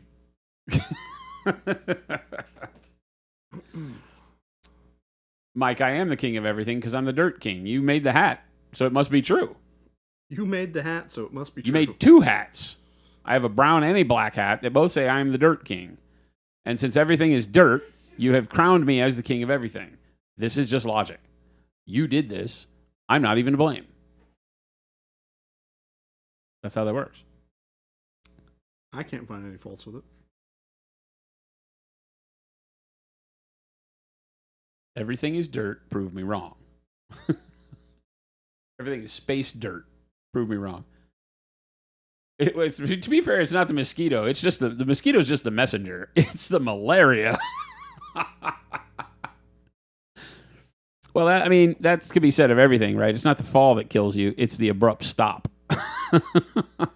Turns out physics is not your friend. Yeah. And technically, it's not even the abrupt stop. It's the liquefaction of all of your guts that kills you. You want a monument hat? We're going to order some more in. We have been really bad with all of our clothing and accessories, but we had a good meeting this last week, so be on your toes. We're going to revitalize the nerd clothing around here, so there'll be some really fun stuff coming up. These are great hats. They're just expensive. Dirt King with a death laser. You should be proud. Don't let me ever make that video wearing the Dirt King hat and burning cows in half. That's my first thing. I'm gonna go to somebody's dairy farm and just burn cows in half. You should talk to somebody else. You want to become the most hated man in the internet in approximately 15.6 seconds? Take that thing out there and burn a cow. I think that would not make you the most hated person on the internet. For about a day, it would. I'm not convinced. I bet it would. I think that a lot of people would be like, that's hilarious. Well, that's also true, which is very sad. Yeah. I think the majority of people would have that feeling. Too soon to make Liam Payne jokes? Oh, Ghost Hunter, don't. That poor guy. I don't even know what happened. Anybody know what happened? Who is this guy? Like one of the I forget what the boy band is called. But he with Harry Styles. Oh. One Direction. Oh, yeah. Guy from One Direction. Yesterday, like, shot a video of himself with his girlfriend on vacation, and then, like, 3 hours later, fell from the 3rd story of his hotel room and died. Are you serious? Yeah. Seems very awkward. Seems very weird. The video just made him look like he was having fun on vacation. It wasn't like morose. It wasn't like depressed or anything. He was just having fun with his girlfriend in the hotel room. Didn't Martians burn cows with bad special effects? I mean, I saw that movie. I saw that movie multiple times. I feel like if we really looked into it, there probably have been multiple movies of Martians burning cows with very bad special effects. Have I shown Jordan the box with the death laser? He's seen it a million times because he's walked in my office. It's right there. Really? Yeah. In front of my desk as you walk in the door. Hasn't Jordan been painting this for at least 3 days? Couldn't he paint faster? He's taking his time with this one.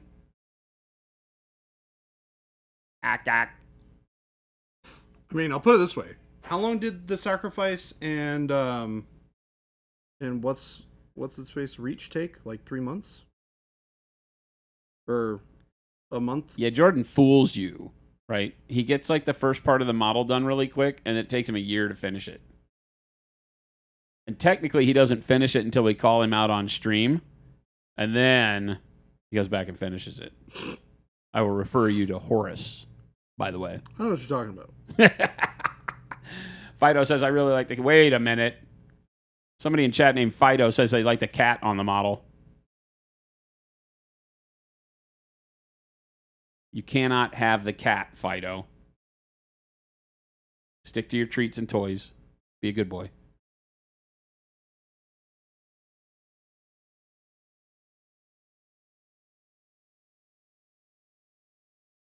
I like this. You spit Diet Sunkist all over myself. I have a lot of questions. Like, why are you drinking Diet Sunkist, first of all? Yeah. Like, Diet Sunkist? Of all the bad sodas in the world to pick, that and Fanta are it.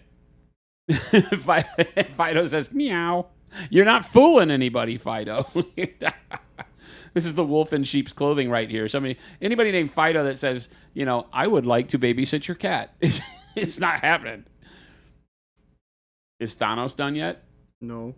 Oh, don't make Jordan feel bad. Fido, this model is called the Baba Yaga from Carol Rudick. Carol Rudick art. It is in bust form, not easily attainable. It's a few years old, like 3 or 4 years old when he released it, and he generally does limited release, like only, a couple hundred copies or 1,000 copies or whatever. This is, I don't know, some number out of... Yeah, they're all marked. Yeah, I don't have the little thing. So they're tougher to get, but we did have one of our viewers say that I think she found one on eBay. So you might find people that have it, that, have it in their stash and have never painted it. Oh, 200 copies for this one? Ooh, that's rare. Yeah, it's pretty low. Very rare.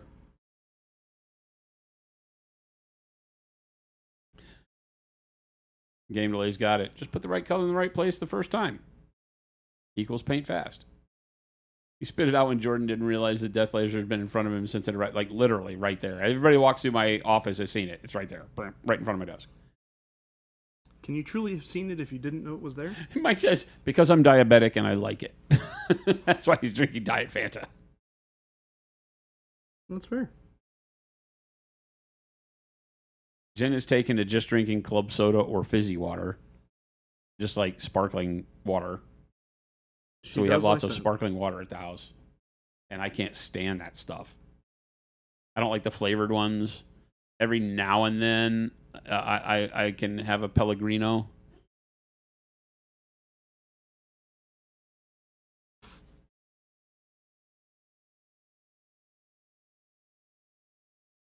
You 3D most of the stuff you paint. If I really screw it up, I can just throw it away and print another one. That's all. That's actually a great thing about 3D printing, right? Is that it can take all the fear away of painting. It's like, whatever, you know. But repainting stuff is super simple. Like we teach that around here all the time. You can kind of paint in a very fearless manner in the miniature world because you can't really mess it up. Nothing you do ruins a model. It only makes you mad because you didn't get it right. And they just need to walk away, take a breather, and then come back and paint over it.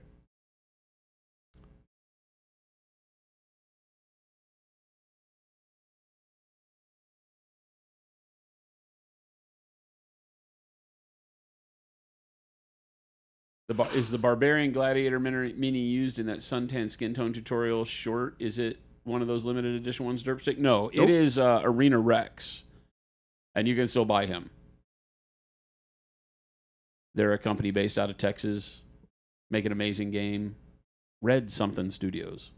I don't remember what it is. I don't remember. But just Google Arena Rex. Great guys. And a tremendous game. Yeah, it is. It is. It was. I voted it as one of my favorite games to get people into the hobby with. Because it is, the models are great. They're they're delicate resins in a lot of cases, but they're still great. They're fun to paint. It has that Greco-Roman gladiator, but it has a mystical sense. There's monsters and things in it too, like Medusa and things like that. And the game itself is really, really cool combo, small team, like 3 or 4 miniatures max. If you've played Shatterpoint, you have like a very rudimentary understanding of it because the combat system in Shatterpoint is definitely lifted from Arena Rex and concept. Oh, nice. Yeah, Arena Rex is a great game. Great game. In fact, I think it is almost identical. Avian, did you snark? What'd you snark about? Do I remember Big Red? Yes. Yep. Blood Walrus says, do you remember? I loved it when I was a kid, tried it as an adult and almost puked. I'm the absolute opposite. I hated it when I was a kid because it's basically like a cream soda. And I hated all cream sodas when I was a kid, but that's what my parents liked. So everything that was around was cream soda. And I hated cream soda. And so then as I got older, I went back and one day it was like, I remember RC and Big Red, and there was a 2-liter of Big Red wherever it was that I was at. And so I drank some Big Red, and it was actually good. It was actually good. I don't keep any sodas just around to drink, but if I'm going to drink a soda, Big Red is not the worst. But yeah, as a kid, I hated cream sodas, and it just was like, bah, what is this? Bah. Mike says, what kind of person would have a stash of minis, though? You're just making stuff up. I mean, I'm looking at you, chat. I'm looking at you, Mike. I'm looking at you, chat, not just Mike. I know, I see all you all out there. Everybody's got too many minis.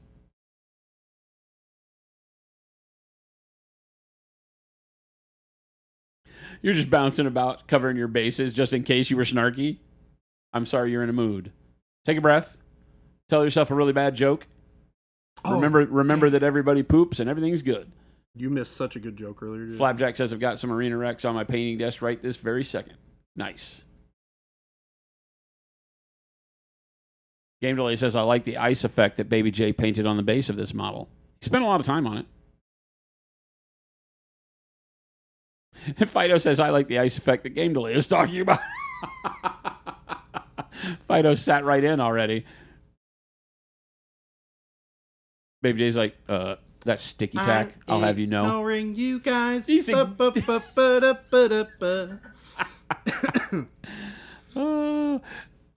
Climber says, I don't have too many minis, just one for every occasion. How many occasions are there? Many. The answer is yes. If you're doing it right, the answer is yes. There's always room for another mini because there's so many good things, so many cool ones. That's my problem. I'm halfway through a miniature when I see the thing I want to paint next. And so I start that because I can't wait. And then I'm halfway through that and I see the one I want to paint next. There is never a time where I want to go back and finish any of the models I've started painting because there's always one in front of me. I don't care about the ones in the rear view. It's only the ones out there in front of me. You don't even get halfway. I mean, I'm giving myself a lot of credit. Although I would say that the bear I'm painting right now is very close. I will finish the bear. I've said it out loud. No takesy backsies. I will finish the bear. I need to go back and finish Dante. I want to build my Blood Angels.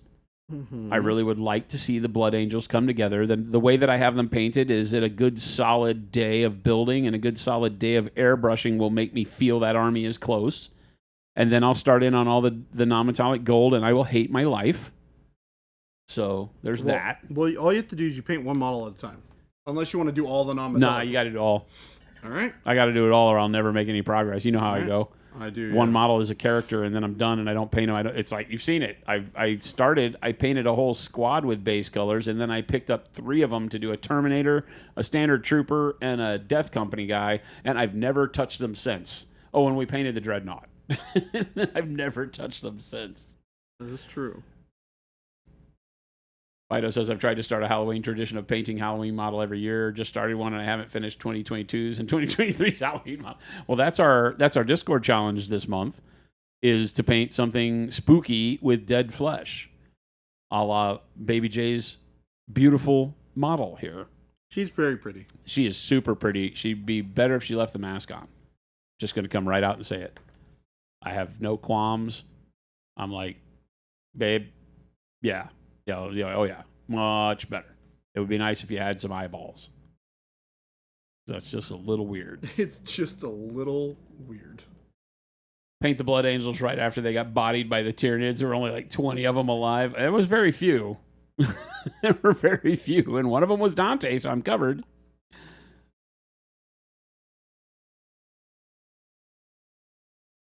I know. Then the Krieg diorama. I'm not doing it.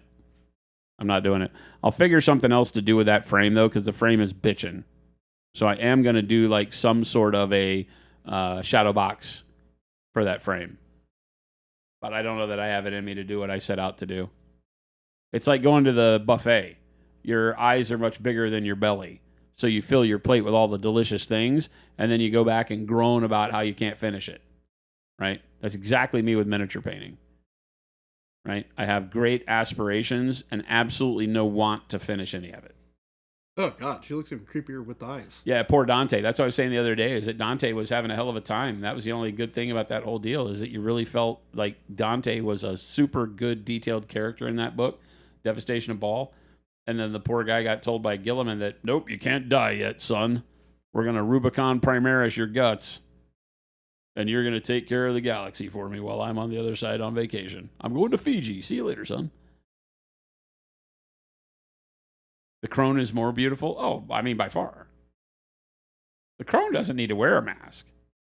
She's just plain beautiful the way she is. Baba Yaga needs a mask. Ugh. Not going to lie. The eyes are creepy. The mask are like some lips. Yeah, she's missing a bit there. It's some lips. Where did that bus go? I think the Bobby Yaga bus. You need some lips. There's no, like, this is worse than grandma coming up and be like, give us some sugar. Give me some sugar, please. I need some sugar.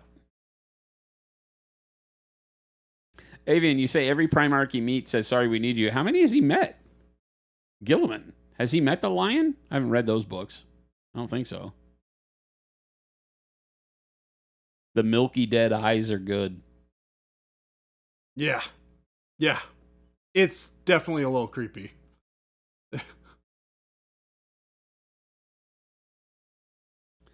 Has he met the lion? Oh, Arcs of Omen is when he met the lion. Oh. I didn't read any of that crap. Dante picked up the lion for Robbie G. Oh, when he found out he was alive. I read Son of the Forest, or whatever it was called, the book where the lion comes back. Wasn't great.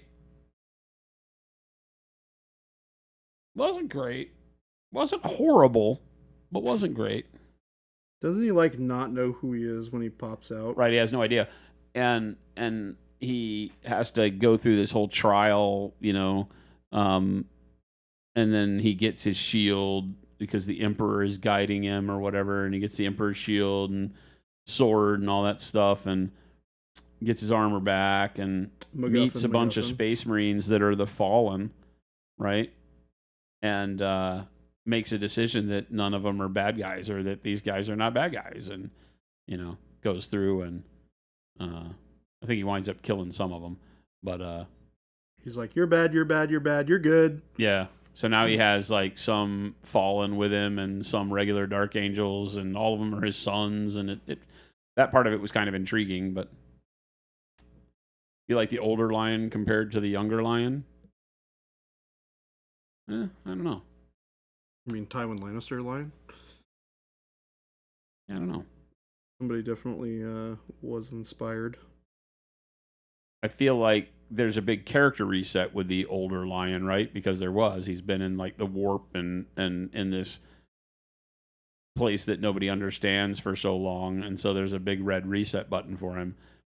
But I do like the Heresy era writing about him and him fighting, what's his nuts from the Night Lords, Night Haunter.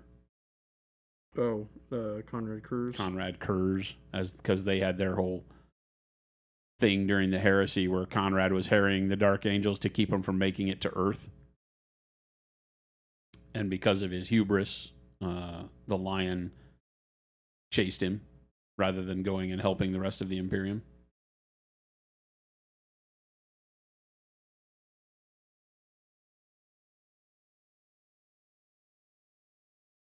Was he like, you guys got this? And then just like, all right, I'm going to go fight this guy. That whole story is not really great in it, the way they fleshed it out, he sent a part of the Legion. No. After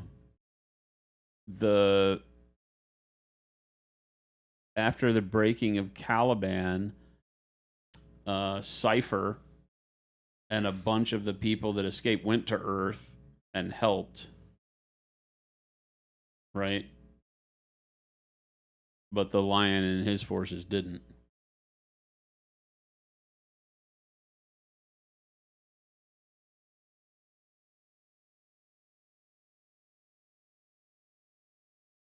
But that was the fact that Conrad Kurz, with his precognition, right? Because he could see in the future.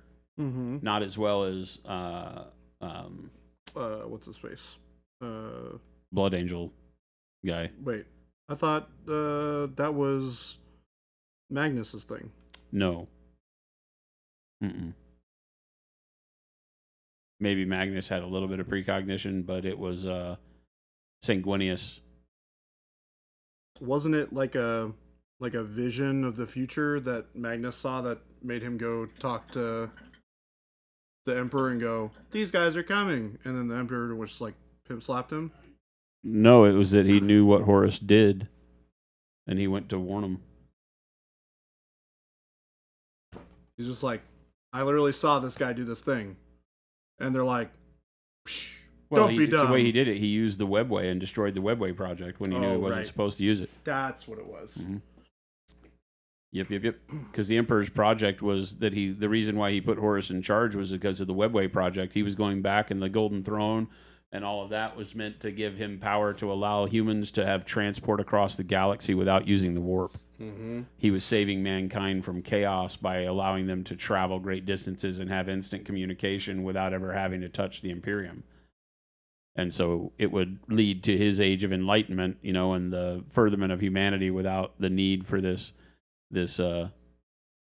abysmal source of power. And then Magnus destroyed the Webway by using it to transport himself to come tell the Emperor what was going on, and allowed chaos to infiltrate the Webway. And so then the Eldar and the Emperor and everybody were fighting the forces of chaos in the Webway. The Oracle's name is Conrad? Sure. No, Conrad Kurz could see into the future, and he had seen the lion being basically hounded for being a traitor, right? So that's why he did what he did to the lion, so that he would never have a place in the Imperium, because they would never trust him, because he had kept him out of the heresy from taking a side. And he knew that the rest of the Imperium at the time when the lion was found again would always doubt him, right? Because he never showed up to help. Cypher from the Matrix? Yes, same thing. Lot going on here. Lot to unpack in this world of 40K.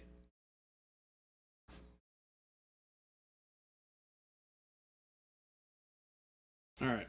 The Lord Cipher is a position in the Dark Angels, not a person. So it's a position held by many different people over the millennia. So I don't know who the current Cipher is, I don't think. I didn't read those books. He has the lion's real sword, though. He does. Hmm? He does indeed. The younger lion was an ass most of the time. I don't think so. I mean, he was very prideful, right? With a name like the Lion, why wouldn't he be? Someone in Warhammer made a poor decision that led to death on a massive scale. I find that hard to believe. I mean, right? Come on.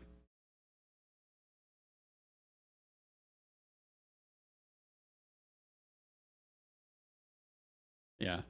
Well, I mean, you know,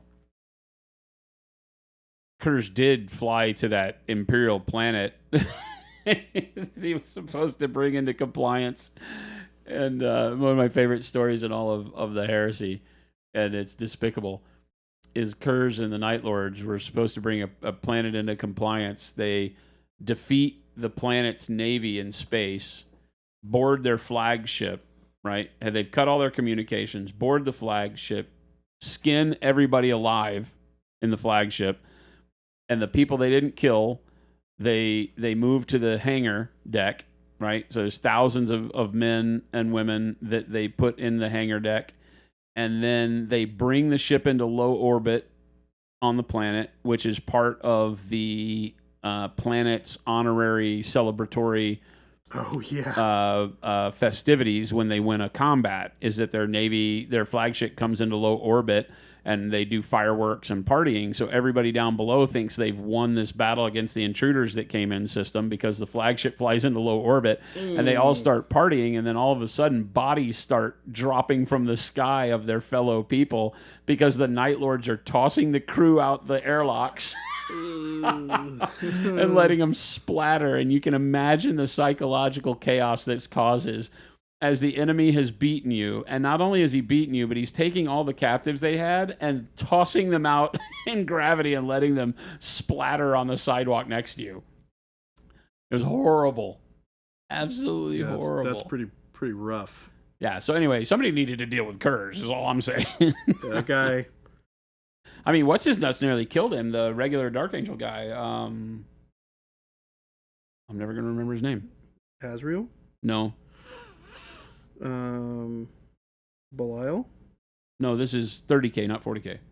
Oh, right. Those are 40K guys. Those are 40K guys. Corswain. Yeah, Avian's got it. Corswain. So Corswain, who the Lion was basically on the outs with at that point, right? Corswain saved him, stabbed Kurz like through the back with his sword.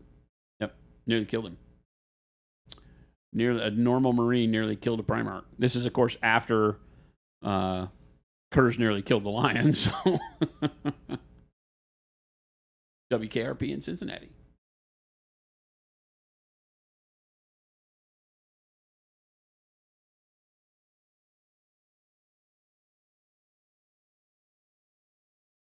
A nice plaid lion mini. Jason is the lion with a black monument baseball cap. This is a good idea. This is a horrible idea.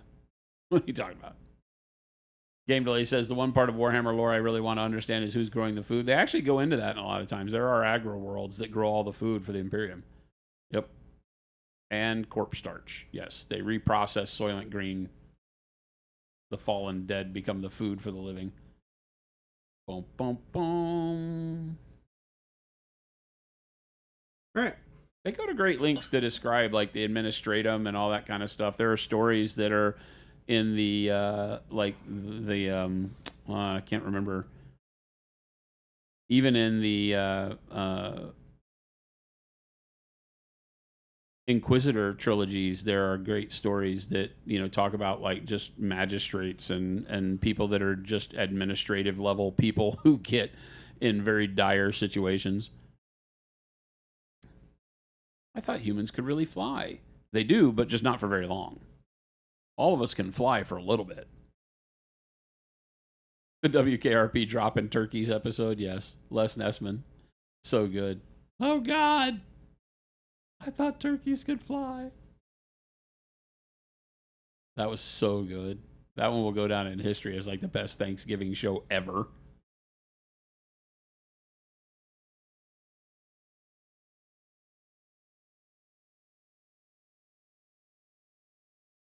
Okay.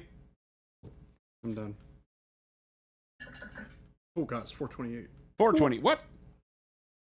4:28. Right. I think I was supposed to meet with Gabe. Yeah, probably. I think I was supposed to have a meeting with Gabe. Yeesh.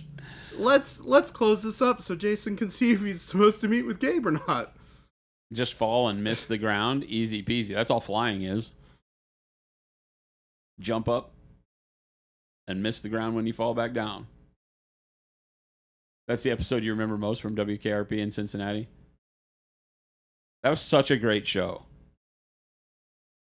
Such a great show. All right, gang. That's it. That's all. You're done. You're done. You've had your fill. We're glad you showed up. We can't talk any more nonsense today. Jordan is doing a knockdown job on this model. It's turning out great. Making a lot of progress. Fido, thanks for joining us. To everybody that's new, if you came here through one of the raids or if you just found us browsing around, we love having you. Remember, we do this 5 times a week. Isn't that crazy? 5 times a week. 2 p.m. to 4 p.m. Mountain Standard Time here in Arizona. We'd love to see you back, so hit that follow button if you haven't done it already. We stream live on Twitch and YouTube. So follow or subscribe. Do all the things. Get the alerts. The streams all go to the live tab right after we're done on YouTube, so you can watch any parts that you missed or just come back and watch it all again. Listen to the dulcet tones of Baby J's voice. Flying's the easy part. The landing kills you. Yes.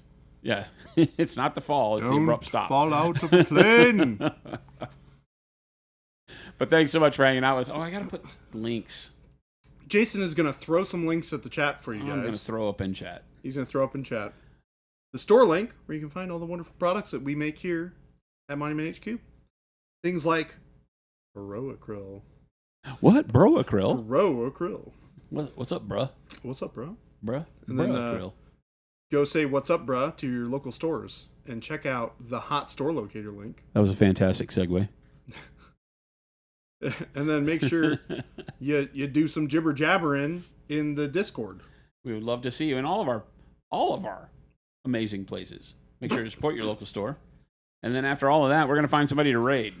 Yes, we're going to pass this lovely bunch of crazy chatters along to another wonderful hobby streamer. So hold on to your butts. We're going to find somebody real quick. I want you to show some love over in whatever stream we land in. Let's see who we got. Who could it be? Who is the Wheel of Fate going to land on this wonderful Thursday afternoon? I don't know. That's a good question. Let's find out. I want to hit the following button. Spin the wheel. Twitch's front page. Yada yada. Nobody. Okay. Like, is there literally nobody? All right then. Nobody. Oh, here we go. Nobody knows. You know, this is like Thursdays. Like, there's like I don't know any of these people, so let's pick somebody. Yeah, I think we're gonna find Painting a lot more pirate. people. I'm going for the Painting Pirate. Painting pirate? It says change of plans. Working on the Dark Souls cast Eternals for a bit. Oh, maybe some Age of Sigmar stuff. Mm-hmm. Painting Pirate it is. The pirate. So show some love. We do not know Painting Pirate, but we're gonna have some fun with this anyway. If I say raid. Painting, whoop, no space, pirate, bam. Bam. Bruh, Acryl. Oh, Plakow. Bazooey. Bazooey? Kalajaka. What? I don't know. Just making noises. All right, gang. We will see you mañana. Adios. See you, folks.